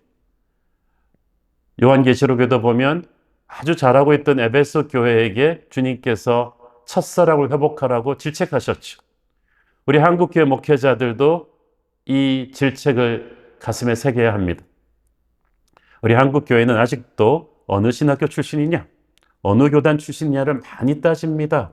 또 선교단체들을 아직도 부정적인 시각으로 보는 경향이 있고 아직도 여성 목회자 문제를 부정적으로 보는 교단들도 많습니다.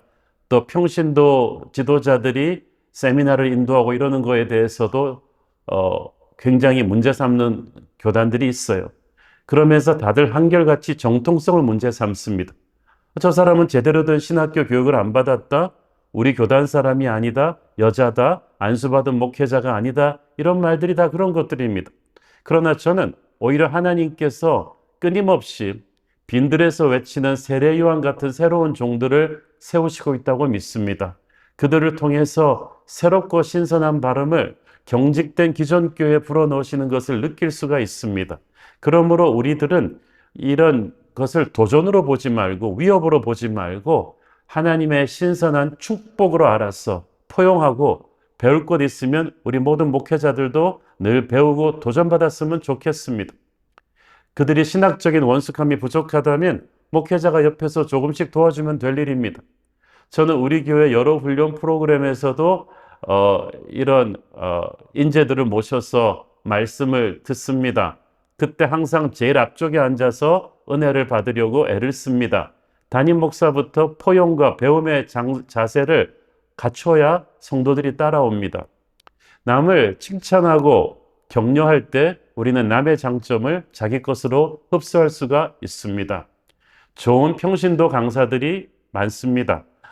예를 들어서 우리 윤형주 장로님 얼마나 많은 분들에게 큰 영향을 끼치고 계십니까? 그리고 월드비전의 꼴찌 박사 조명한 박사님 같은 경우도 그 비전과 그 은혜로움과 그 인품의 강의가 우리에게 충격을 줍니다. 어쩌면 목사님보다 훌륭한, 우리 목사들보다 훌륭한 평신도 리더들이 많거든요.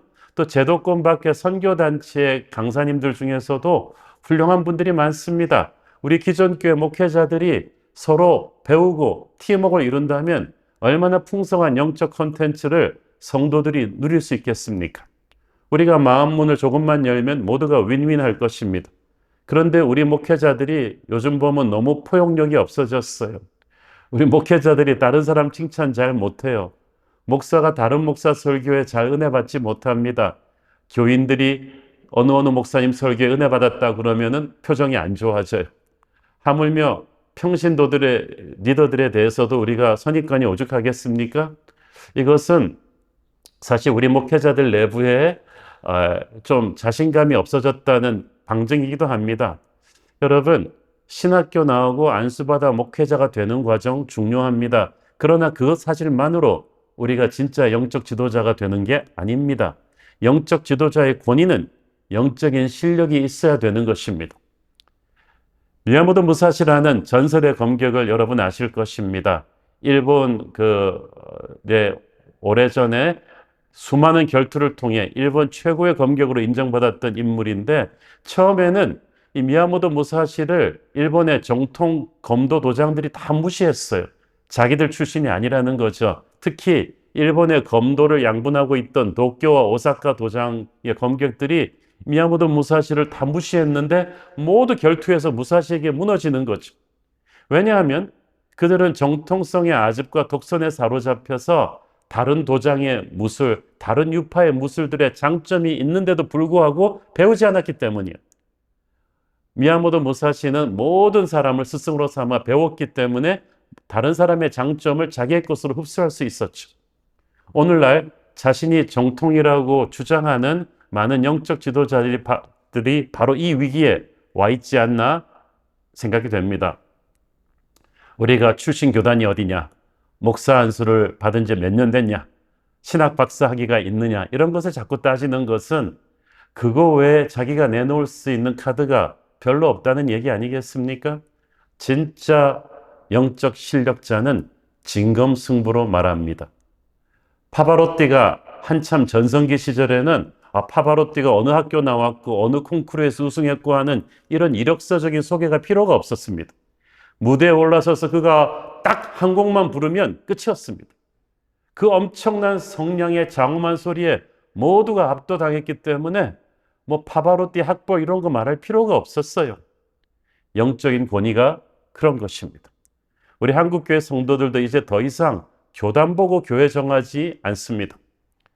우리가 진짜 목사로 존경받기 원한다면 벌써 기도 한번 해보면, 설교 30분 해보면 거기서 뿜어나오는 영성이 확 느껴져야 합니다. 목사가 어디서 박사하고 이런 이력이 무슨 필요가 있겠습니까? 목회자는 명함에 잔뜩 이력을 나열해서 인정받는 사람이 돼서는 안 됩니다. 우리는 오직 영적인 실력으로 보여줘야 돼요. 저는 우리 시대 목회자들의 영적인 기본기, 영적인 실력의 핵심은 말씀과 성령의 조합이라고 말씀드리고 싶습니다. 저는 덕 베니스터 목사님이 쓰신 훌륭한 교회에서 위대한 교회로, 또 Word and Power Church라는 책을 여러분에게 강추합니다. 제가 읽고 너무 은혜가 받았고 정리가 되었습니다. 신학적으로, 목회적으로. 이 책의 핵심 내용은 다음 세대의 부흥을 일으킬 교회는 복음주의와 은사주의의 장점인 말씀과 성령을 겸비한 교회라는 것입니다. 안타깝게도 현대교회는 말씀과 성령을 조화시키는 게 아니라 좀 갈라놓는 그런 현상을 보였어요. 말씀을 강조하는 교회를 우리는 복음주의 교회, 이벤젤리컬리즘이라고 하고, 성령을 강조하는 교회를 은사주의 교회, 캐리스메티즘이라고 합니다. 복음주의와 이 은사주의는 20세기 기독교를 양분하는 거대한 두 강줄기와도 같습니다. 말씀의 교회를 대표하는 복음주의는 성경 66권의 완전성을 믿습니다. 교회는 어떤 일이 있어도 말씀을 있는 그대로 믿고 설교하고 공부해야 한다고 믿습니다. 또한 삶의 모든 영역에서 이 말씀에 복종하는 제자도를 가르쳤습니다. 대부분의 보수 장로교회, 침례교회, 개혁주의자들이 이 복음주의 진영에 속합니다. 또 하나의 강물은 성령의 교회입니다. 이 성령의 교회를 대표하는 은사주의. 이 은사주의는 크리스천의 삶과 교회의 힘의 원동력은 성령의 임재와 능력에 있다고 가르칩니다. 은사주의 교회는 하나님을 체험하는 신앙을 중시합니다. 하나님의 능력을 구하며 성령님을 통한 기적과 변화를 기대하라고 도전합니다. 하나님의 성회, 순복음교회, 오순절교회들이 다 이 은사주의 진영에 속하죠.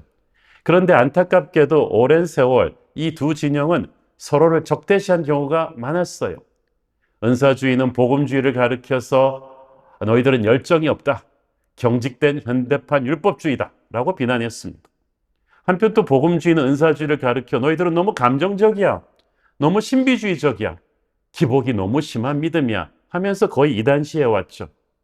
그러나 하나님의 은혜로 지난 20년 동안에는 이 두 강줄기가 서로 적대시하던 태도를 버리고 서로 하나가 되어가는 놀라운 일들이 세계 곳곳에서 일어나고 있습니다. 우리 한국에도 2000년대 초반에 사랑있게 옥하는 목사님과 순복음교회 조용기 목사님이 파격적인 강단 교류를 하면서 복음주의와 은사주의가 서로한테 배울 수 있다는 것을 확인했죠. 또 온누리교회 하용조 목사님과 순복음교회 조용기 목사님도 강단 교류를 하면서 서로가 서로에게 배울 것이 있음을 확인했습니다. 저도 그때 순복음교회 집회와 또 여러 리더십 모임에 초대받아서 설교한 적이 있습니다.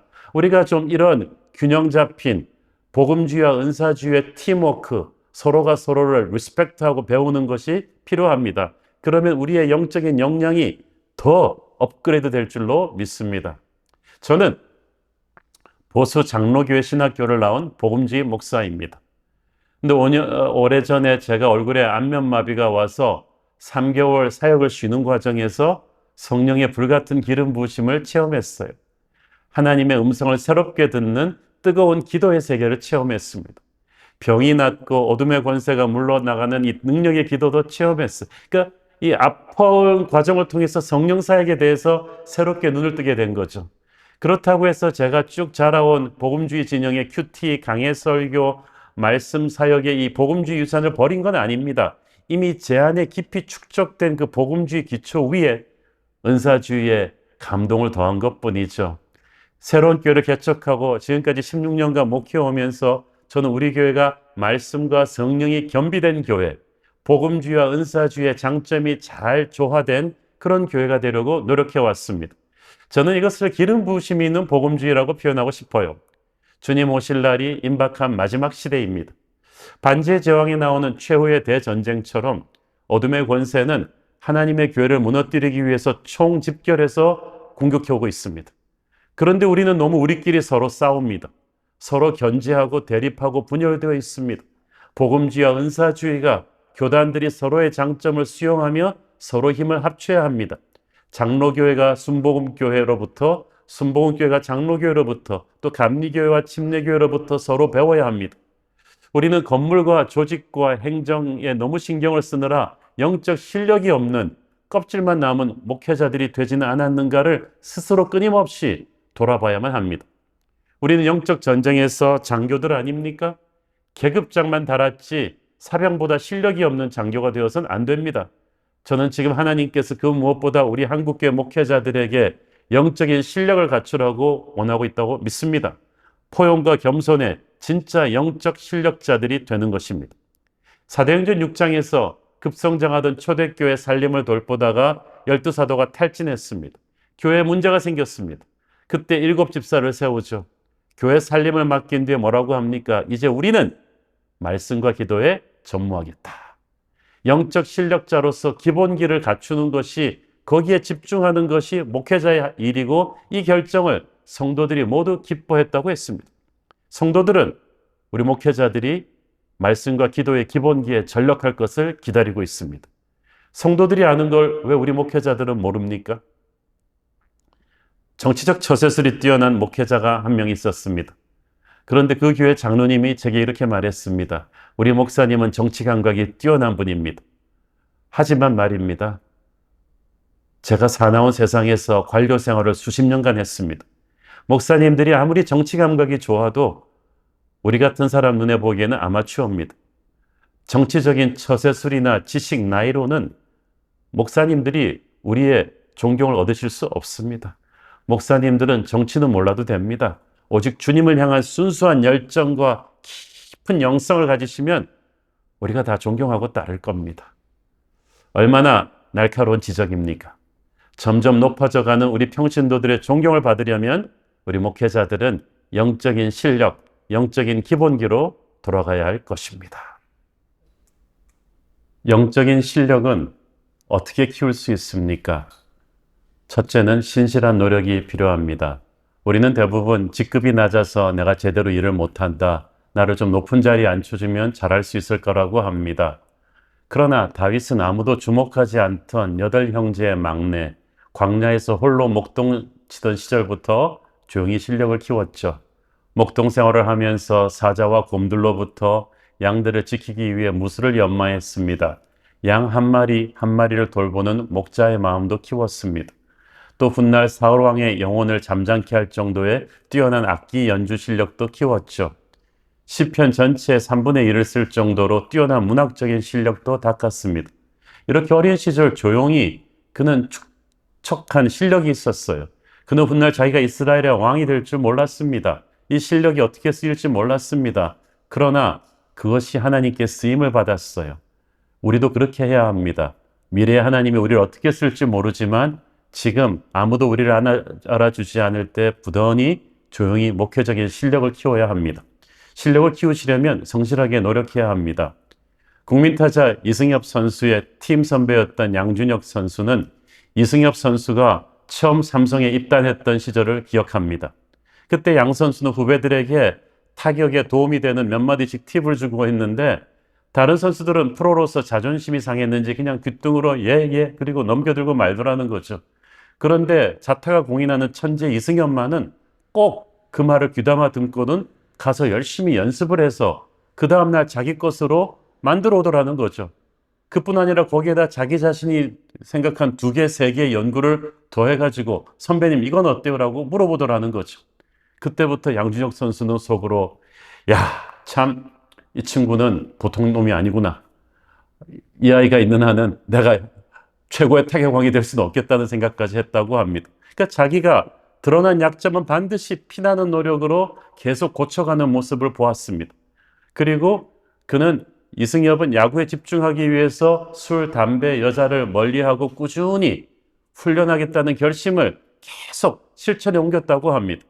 그렇게 성실하게 꾸준히 훈련했기 때문에 그는 한국, 일본, 다시 한국에서 다시 41살이 되도록 최고 스타로서의 위치를 지킬 수 있었을 것입니다. 우리가 영적인 실력을 갖기 위해서는 왕도가 없습니다. 우리 모두가 끊임없이 기도하며 공부해야 합니다.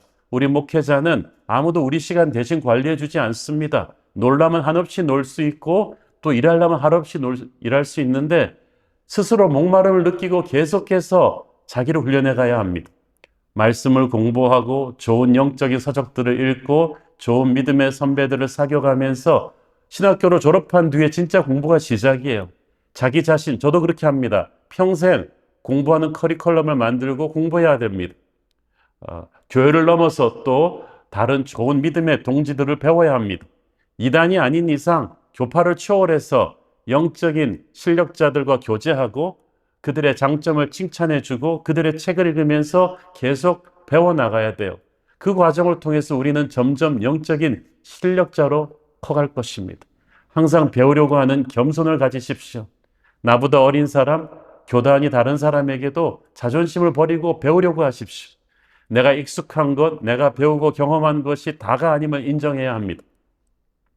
저는 고신 출신의 목회자 아버님 밑에서 자라났습니다. 하지만 대학생 선교회 CCC 활동을 미국에서 하면서 장로교를 넘어선 초교파적인 젊은이 운동을 배웠어요. 일찌감치 김중건 목사님을 만나 뵈면서 민족을 가슴에 품고 기도하는 것, 소그룹 성경 공부와 기도 모임, 제자 훈련의 중요성에 눈을 뜰 수 있었습니다. 그때 미국 각지에서 모여든 수많은 젊은이들의 CCC 컨퍼런스를 제가 기획하고 예배 큐시트를 만들고 실행하는 걸 배웠죠. 대학교 4학년 때는 또 젊은이 사역이 뜨거운 침례교회를 다니면서 귀납적 성경 공부와 소그룹 훈련을 배웠습니다. 또 MDB 신학교는 보수적인 웨스트민스터 신학교에서 했지만 그 웨스트민스터가 아시다시피 합신, 총신의 모체가 되는 보수 개혁주의 신학을 잘 가르치지 않습니까? 특히 그리스도 중심의 설교를 가르치시는 팀 켈러의 스승이기도 했던 에드먼드 클라우니 박사에게 설교학, 성경학을 배운 것은 제 인생 최대의 보물입니다. 그렇지만 또 웨스트민스터에서 너무 칼빈주의 우월성만을 강조하다 보니까 마틴 루터나 조나단 에드워드, 요한 웨슬리, 찰스 피니 같은 부운동의 주역들을 신학적으로 조금 폄하한 경우들이 많았습니다. 특히 또 성령운동 하는 분들을 굉장히 타부시하는 경우도 있었죠. 그러다 보니까 그들이 가진 목회적으로 뛰어난 점들을 제대로 배우지 못하는 목회자들이 많았어요. 하지만 저는 좀 그걸 넘어서고 싶었고 교단이 달랐지만 그들에게서 배우려고 했습니다. 무엇보다 저는 좋은 설교자가 되고 싶었어요. 그래서 미국에서 신학교 다닐 때 운전하고 다니는 시간이 많았는데 미국과 한국의 설교 뛰어난 목사님들의 그 당시는 카세트 테이프였거든요. 설교 테이프를 다 구해가지고 운전하고 다니면서 카세트 테이프들이 너덜너덜해지도록 듣고 또 들으면서 또 그분들의 책을 구해서 읽으면서 아, 설교 패턴을 이렇게 하는구나, 본문을 이렇게 주의했구나라는 걸 계속 배웠어요. 또 제가 그 당시 말이 빠르고 말을 더듬었기 때문에 성우들이 하듯이 볼펜을 입에 물고 또박또박 발음 연습하는 것도 굉장히 열심히 했던 기억이 납니다. 지금도 저는 주일 설교 한 편 준비하는데 평균 15시간 이상 쓰는 것 같습니다. 30년이 넘게 설교를 해왔는데도 아직도 강단에 설 때마다 두렵습니다. 지금도 국내외 좋은 설교자들의 설교를 요즘은 유튜브로 또 조깅하면서 이렇게 끊임없이 듣고 배우고 있습니다. 지난 몇 년 동안에는 또 기도의 사람이 되기 위해서 더 많이 애를 쓰고 있어요. 목회자가 되기 위해서 영적인 실력은 평생 제가 공부하고 다듬어야 되는 것을 절감하기 때문입니다. 초교파적인 플로신학 대학원에서 박사학위 하면서는 성령운동 하시는 분들과 교제했습니다. 예배와 기도의 파워를 배웠어요. 또 신내교 목사님들과 교제하면서 주일학교의 중요성을 배웠고 감리교 목사님들과 교제하면서 교파가 초월해서 교회가 다양한 사회 참여를 하는 걸 배웠어요. 90년대 미국의 윌러크릭과 세릴백 교회를 다니면서 교회가 어떻게 하면 불신자들의 눈높이로 다가가는 예배를 만들까? 그들이 알아들을 수 있는 설교를 하고 전도를 할까? 영상과 문화예술은 어떻게 교회 사역에 접목할까를 배웠어요. 그 배움이 온누리교회 부교육자 생활하면서 꽃을 피웠습니다. 장로교 안에서 성령운동을 이렇게 할 수 있구나. 문화사역과 선교의 중요성을 또 온누리교회에서 배웠죠. 지난 30여 년 동안 저는 하나님께서 부어주시는 부흥의 새 포도주를 내가 담아낼 수 있다면 교파와 교단, 나이와 배경 상관하지 않고 누구에게든지 가서 배우겠다. 저는 이 결심을 꾸준히 실천에 옮겨왔습니다. 물론 제가 스승으로 삼았던 교회나 단체 지도자들도 모든 것이 완전했던 건 아닙니다. 한때 하나님으로부터 큰 쓰임을 받았으나 지금은 또 도태된 경우도 많지만 저는 그들이 피크에 달했을 때 하나님이 쓰시는 기름 부으심을 배우기를 원했어요. 저의 익숙한 틀을 깨는 거 쉽지 않았어요. 새거 배우는 거 항상 쉽지는 않았지만 성령께서 그때마다 은혜를 주셨습니다. 그 모든 배움들이 지금 제가 목회하고 있는 새로운 교회 목회에 녹아 있습니다. 자기 분야뿐 아니라 폭넓은 시야를 가질 수 있는 실력 연마를 해야만 합니다. 우리가 사는 시대는 무섭게 변하고 있습니다. 어제 챔피언들이 속속 탈락하고 새로운 강자들이 계속해서 나타납니다. 교회들도 마찬가지죠. 어제 부흥했던 교회들이 오늘도 부흥할 수 있는 거 아닙니다. 기업하시는 분들은 아실 거예요. 6, 70년대는 그냥 물건을 남보다 싸게 만들면 팔렸습니다. 8, 90년대는 남보다 더 좋게 만들어야만 했어요. 근데 2000년대부터는 싸고 좋게 만드는 것만으로도 충분치 않았습니다. 남과 다르게 만들어야죠. 어제의 지식과 전문성이 하루아침에 소용없게 되는 분야들이 많습니다. 챗GPT나 AI 같은 경우가 그런 경우죠. 우리는 이미 4차 산업혁명의 시대 안으로 깊이 들어왔어요. 4차 산업혁명은 제조업과 정보통신 기술의 융합입니다. 기존의 것이 완전히 무시되는 게 아니라 다른 분야들과 연결돼서 새로운 작품이 계속 만들어지는 것입니다. 그래서 우리는 자기 전공 분야를 초월해서 다른 분야의 장르와 계속 교류하고 자기와 익숙한 방식을 자꾸 넘어서는 크로스오버 공부를 해야 돼요. 피터 드러커 같은 세계 경영인들의 아버지, 빌 게이츠의 스승으로 불렸던 그런 분도 96세로 타계할 때까지 매년 3년씩 주제를 바꿔가며 공부했다고 하지 않습니까? 우리가 어떤 분야에 있든지 간에 끊임없이 공부해서 실력을 키워야 됩니다. 신학교를 졸업하고 나서도 우리의 공부는 계속돼야 됩니다. 병사의 생각과 장교의 생각이 다르고 장교의 생각과 장군의 생각이 다르는데 이 큰 생각의 틀은 끊임없이 다양한 분야로 공부하는 사람만이 만들어갈 수가 있습니다. 다양한 사람들과 교류하셔야 돼요. 다윗은 골리앗을 쓰러뜨리고 나서 이스라엘의 영웅이 되었습니다. 영웅은 독불 장군이 되기 쉬운데 광야 생활이 모든 걸 바꾸어 놓았습니다. 사무엘상 22장 1절 2절을 보면 그러므로 다윗이 그곳을 떠나 아둘람굴로 도망하매 그의 형제와 아버지의 온 집이 듣고 그리로 내려가서 그에게 이르렀고 환난당한 모든 자와 빚진 모든 자와 마음이 원통한 자가 다 그에게로 모였고 그는 그들의 우두머리가 되었는데 그와 함께한 자가 400명가량이었더라. 자, 하루아침에 역적으로 몰려 쫓기고 있던 다윗과 함께 하겠다고 찾아온 사람들은 정말 사울 정권 밑에서 살 수 없는 흑수저 중에 흑수저들, 억울하고 힘든 사람들이 대부분이었어요. 평소 잘 나가던 시절에 다윗 같았으면 상대도 안 할 보잘것없는 사람들이었죠. 그런데 광야의 도망자인 자기와 함께 해주겠다고 왔으니까 다윗이 한 사람 한 사람을 귀하게 대합니다. 그리고 그들을 통해서 다윗이 여러 다양한 분야의 지혜를 습득하게 되죠. 훗날 이 다윗과 함께 새 나라를 세우는 장군과 전문가들이 그때 나왔어요. 우리가 어렵고 힘든 시절을 지날 때 다양한 사람들을 많이 만나는데 그들을 통해서 도움을 받습니다.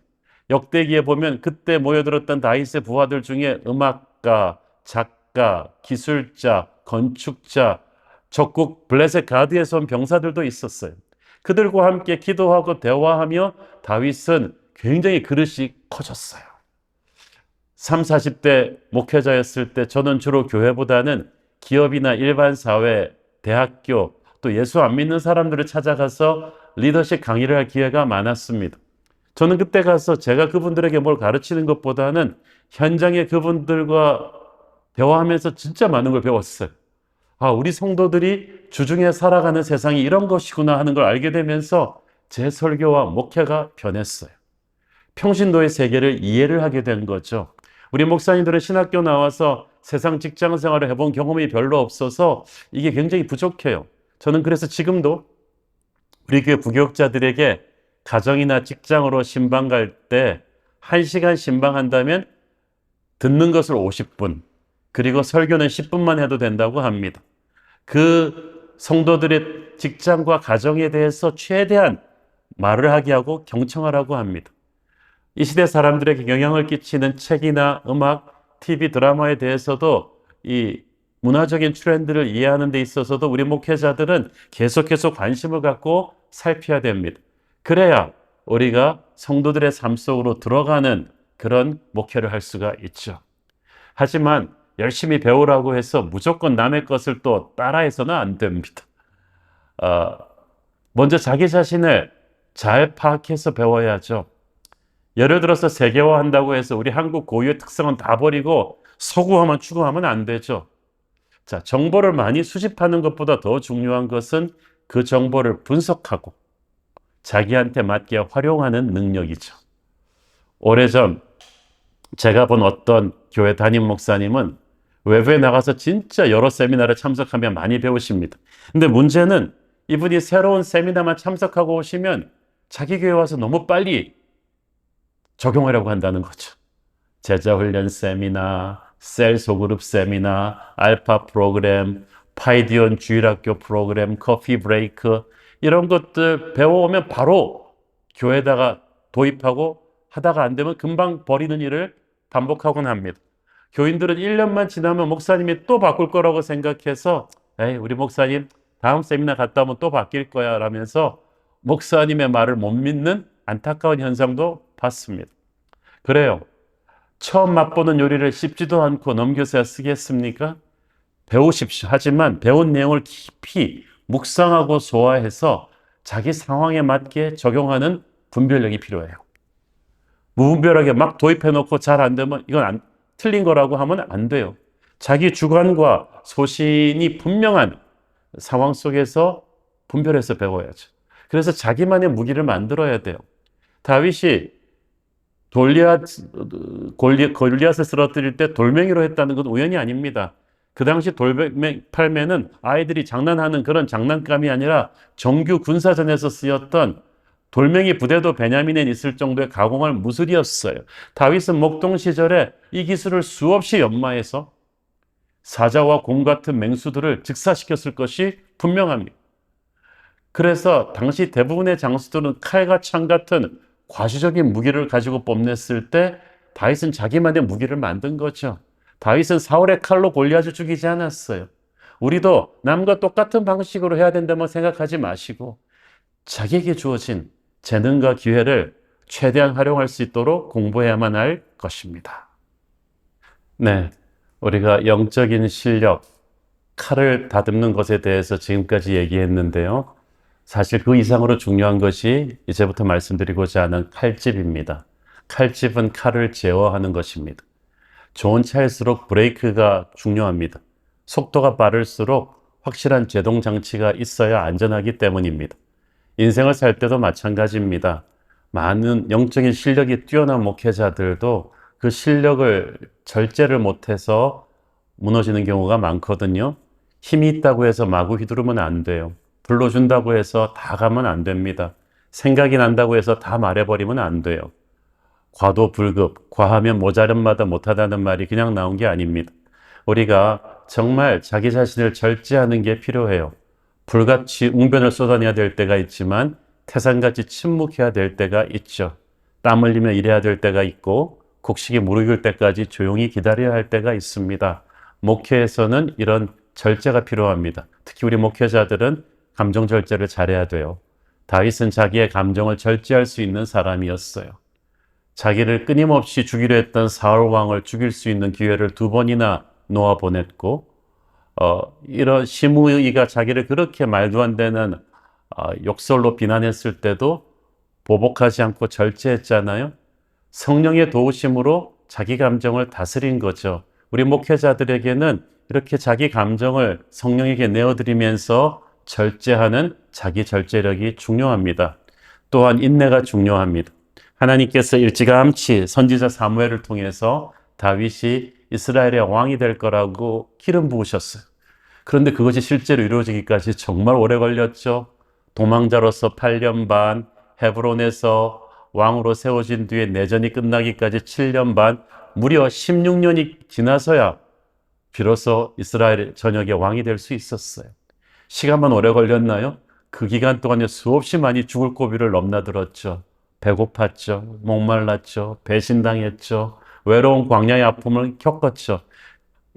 인내란 단순히 시간만 보내는 게 아니라 그런 고난을 주님을 믿고 기다리시는 거예요. 하나님께서 다윗을 인물로 만들기 위해 그렇게 하셨어요. 매미는 한철 울기 위해서 애벌레로 7년을 기다립니다. 아이들도 주로 밤에 잘 때 커요. 진짜 병사는 싸우는 것 이상으로 기다리는 걸 잘할 수 있는 병사입니다. 인내는 무기력하게 손 놓고 있는 게 아닙니다. 인간적인 최선의 준비를 다하지만 하나님의 때를 기다리는 거예요. 여러분, 목회하면서 조급증이 제일 위험합니다. 많은 분들이 새로운 교회는 어떻게 이렇게 급성장할 수 있었습니까? 라고 말씀하시는데 저는 급성장 좋지 않다고 항상 말씀드립니다. 교회가 빨리 크면 그만큼 또 내부적으로 어려움이 많습니다. 여러분, 조급하지 마십시오. 갑갑해하지 마십시오. 아무 일도 일어나지 않고 있다고 생각하지 마십시오. 하나님이 때가 돼야지 이루어지는 것입니다. 그러므로 인내를 여러분 많이 배우셔야 돼요. 또 침묵을 배워야 합니다. 다윗은 압살롬의 반역 사건 때 시므이의 온갖 저주와 비방 속에서도 대꾸하지 않습니다. 침묵하며 걸어갑니다. 십자가에 못 박히시기 전에 로마 병사들의 온갖 비방을 대꾸하지 않으셨던 예수님의 거룩한 침묵이 기억이 납니다. 우리 목회자들은 많은 설교를 해야 합니다. 많은 말들을 해야 합니다. 그렇지만 역설적으로 그래서 우리는 침묵 훈련이 필요합니다. 모든 기독교 고전들을 읽어보면 예수님 닮은 영성을 취하는 기본적인 수련은 침묵 훈련입니다. 기도원에 가보면 금식보다 침묵이 더 힘듭니다. 리더십은 말하는 것을 가르칩니다. 많은 하나님의 사람은 침묵을 먼저 배웁니다. 우리가 목회의 인생을 돌이켜보면요, 꼭 해야 될 말을 못한 것에 대한 후회보다 안 해야 될 말을 했다는 것에 대한 후회가 더 많을 것입니다. 성경은 혀는 타오르는 불과도 같다고 했어요. 우리 목회자들은 끊임없이 말을 해서 수많은 사람들의 삶에 영향을 미칩니다. 그래서 침묵을 통해서 말을 재련하는 법을 배워야 돼요. 말이 입안에 있을 때는 내가 그 말의 주인입니다. 일단 입 밖으로 나오면 그 말이 내 주인이 됩니다. 특히 어렵고 힘들 때 내뱉는 말들을 조심하십시오. 그런 말들은 남한테 상처를 주고 마귀에게 빌미를 줍니다. 나중에 후회하게 됩니다. 그래서 우리는 침묵의 지혜를 몸에 익혀야 합니다. 한마디 말에 천군의 무게를 담기 위해서 우리는 하나님의 임재 앞에 더 자주 기도하고 더 깊게 묵상하는 습관을 길러야 됩니다. 저도 교회 개척하고 나서 한참 힘들 때는 기도원에 일주일에 2, 3일씩 들어가서 침묵하며 기도하고 걸었습니다. 얼마나 고독하게 자기의 영적인 내면 세계를 가꾸는가가 우리의 칼집, 인품을 만들 것입니다. 우리 목회자들도 회개와 회복을 할 줄 알아야 됩니다. 다윗도 그렇게 훌륭한 영성의 사람도 끔찍한 죄를 지은 적이 있었죠. 그런데 다윗은 그때 핑계하지 않고 하나님 앞에 진정한 회개를 했습니다. 어떤 학자는 다윗의 진짜 위대함은 골리앗을 쓰러뜨린 것이 아니라 밧세바 사건 이후 하나님 앞에 진정으로 회개한 눈물에 있다고 했어요. 하나님은 진정으로 회개하는 다윗을 회복시켜 주셨죠. 우리 목회자들도 보면 골든 맥도날드 목사님 같은 분들도 젊은 날 한때 큰 잘못을 저질렀지만 진심으로 회개해서 이제는 수많은 세계적 목회자들에게 스승이 되는 분이 되었잖아요. 우리 목회자들도 성도들에게만 회개하라고 하지 말고 우리도 끊임없이 회개하면서 하나님 앞에서 새로워지는 그런 연습을 해야 합니다. 부드러운 여유를 가지십시오. OECD 조사에 의하면 우리나라는 세계에서 가장 열심히 일하는 국민 중에 하나인데 그 대신에 너무 빨리 지치고 너무 많이 피곤해합니다. 40대 남자 사망률이 세계 1위입니다. 청소년들도 대학교 갈 때까지는 죽어라고 공부하지만 대학교 들어가고 나면 손 놓아버리는 경우가 많다고 해요. 자동차로 말하면 RPM을 처음부터 너무 높인 거예요. 우리 인생을, 목회를 장거리 경주로 보십시오. 너무 빨리 부흥시키려고, 너무 빨리 올라가려고 몸부림치지 마십시오. 그러다가 사고가 납니다. 다윗은 시편에 보면 중간중간에 셀라라는 히브리어 나오죠. 이것은 어떻게 보면 문학적인 쉼표입니다. 쉼표는 마침표와 다릅니다. 게임이 끝난 게 아니지만 전반전 뛰느라 지친 몸과 마음을 쉬고 반성하며 하나님의 음성을 듣고 후반전을 준비하는 시간이. 다윗의 인생도 보면 지치고 힘들 때마다 이 셀라의 안식을 가지면서 성령의 위로로 재충전을 받고 다시 후반전에 들어갑니다. 우리 목회자들도 그렇습니다. 우리는 탈진될 때까지 목회하면 안 돼요. 늘 하나님의 임재 앞에서 몸과 마음을 쉬는 셀라의 여유를 가져야 합니다. 세계적 전도자 빌리 그레함은 노년에 자기의 인생을 돌아보며 이렇게 말했습니다. 나는 많은 후회를 하고 있습니다. 제가 다시 사역한다면 일을 줄이고 말을 적게 하고 더 많이 연구하며 더 많은 시간을 가족과 보내고 싶습니다. 저는 너무 많이 설교했고 너무 적게 연구했습니다. 설교 준비를 위해서가 아니라 내 삶에 적응하기 위해서 지금보다 성경 연구를 3배로 늘리고 싶습니다. 또 기도하는 일에 더 많은 시간을 할애하고 싶습니다. 저의 영적인 성장과 그리스도를 닮기 위해 하나님께 가까이 나가는데 더 많은 시간을 쓰고 싶습니다. 저 자신보다 다른 사람들을 위해 기도하기를 힘쓰기 원합니다. 또 나를 가르쳐주고 용기를 주며 때로는 꾸짖어주는 사람들과의 교제에 더 많은 관심을 기울이고 싶습니다. 어떻습니까? 우리 대선배 빌리그레암 목사님의 말이 우리 가슴에 깊이 와닿지 않습니까? 칼집을 갖추기 위해서는 우리는 겸손해야 됩니다. 시편 132편 1절에 보면 여호와여 다윗을 위하여 그의 모든 겸손을 기억하소서라고 했습니다. 다윗의 주변에 항상 뛰어난 인재들이 모였던 것은 다윗이 겸손했기 때문이었어요. 여러분의 주변에 사람이 모이지 않는다면 여러분이 교만하기 때문이에요. 낙체가 클수록 폭포의 파워가 세지듯이 실력이 많을수록 겸손해야 됩니다. 내가 가진 것이 진리이기 때문에 그것이 정말 최고의 진리라면 그것은 겸손이라는 바구니에 담겨야만 합니다. 겸손은 나약한 자가 무기력하게 선택하는 게 아니에요. 진짜 강자만이 보여줄 수 있는 예수님의 칼집이죠. 겉으로 드러난 겸손의 제스처가 아니라 마음으로부터 겸손해야 됩니다. 일방적으로 자기 비하하는 게 겸손이 아니에요.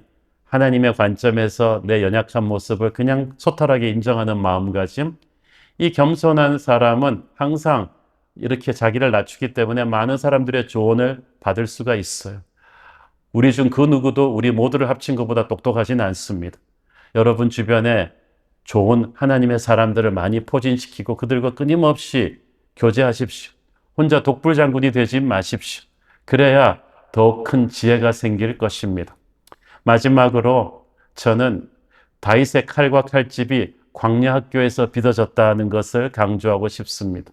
아까도 말씀드렸듯이 다윗은 하나님의 사명을 받고 그 사명의 비전이 이루어지기까지 16년을 광야에서 보냈습니다. 억울하고 외로운 곳이 광야입니다. 잘 나가는 사람들이 곁에 없습니다. 우리가 피곤해지는 곳입니다. 실패와 좌절의 땅에서 우리가 완전히 자존심이 부서지는 곳인데 그게 나쁜 건 아니에요. 거기서 우리가 하나님 진짜로 만나니까요.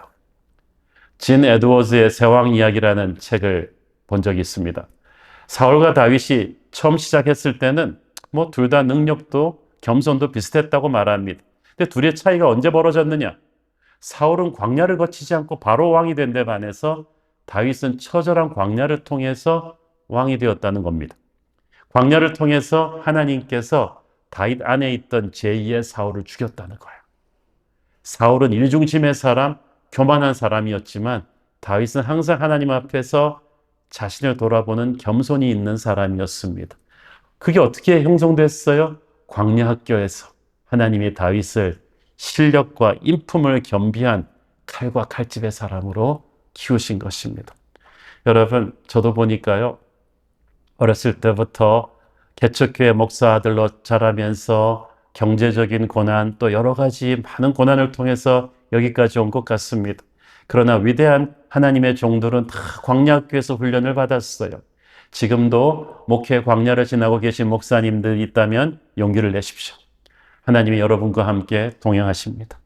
외롭고 고통스러워도 이 시간을 잘 주님의 손잡고 견디시면 여러분은 정금같이 단련된 하나님의 사람으로 빚어지실 것입니다. 여러분의 목회 여정을 응원하겠습니다. 함께 기도하겠습니다. 주님 은혜를 감사합니다. 우리 귀한 주의 종들 앞에서 부족한 종이 장시간 이야기를 했습니다. 인간적인 내용들, 도움이 되지 않는, 하나님 기뻐하지 않는 내용들은 다 삭제하시고 오직 하나님의 은혜의 말씀만이 우리 이 강의를 들으시는 모든 분들의 마음속에 남게 하여 주옵소서. 한국교회가 너무나 어렵고 목회의 현장이 여러 가지로 압박과 스트레스가 심한데 포기하지 않고 고군분투하시는 주의 종들을, 사모님들을, 선교사님들을 주님께서 붙드시고 복 주시옵소서. 예수님 이름으로 기도했습니다. 아멘. 감사합니다. 축복합니다.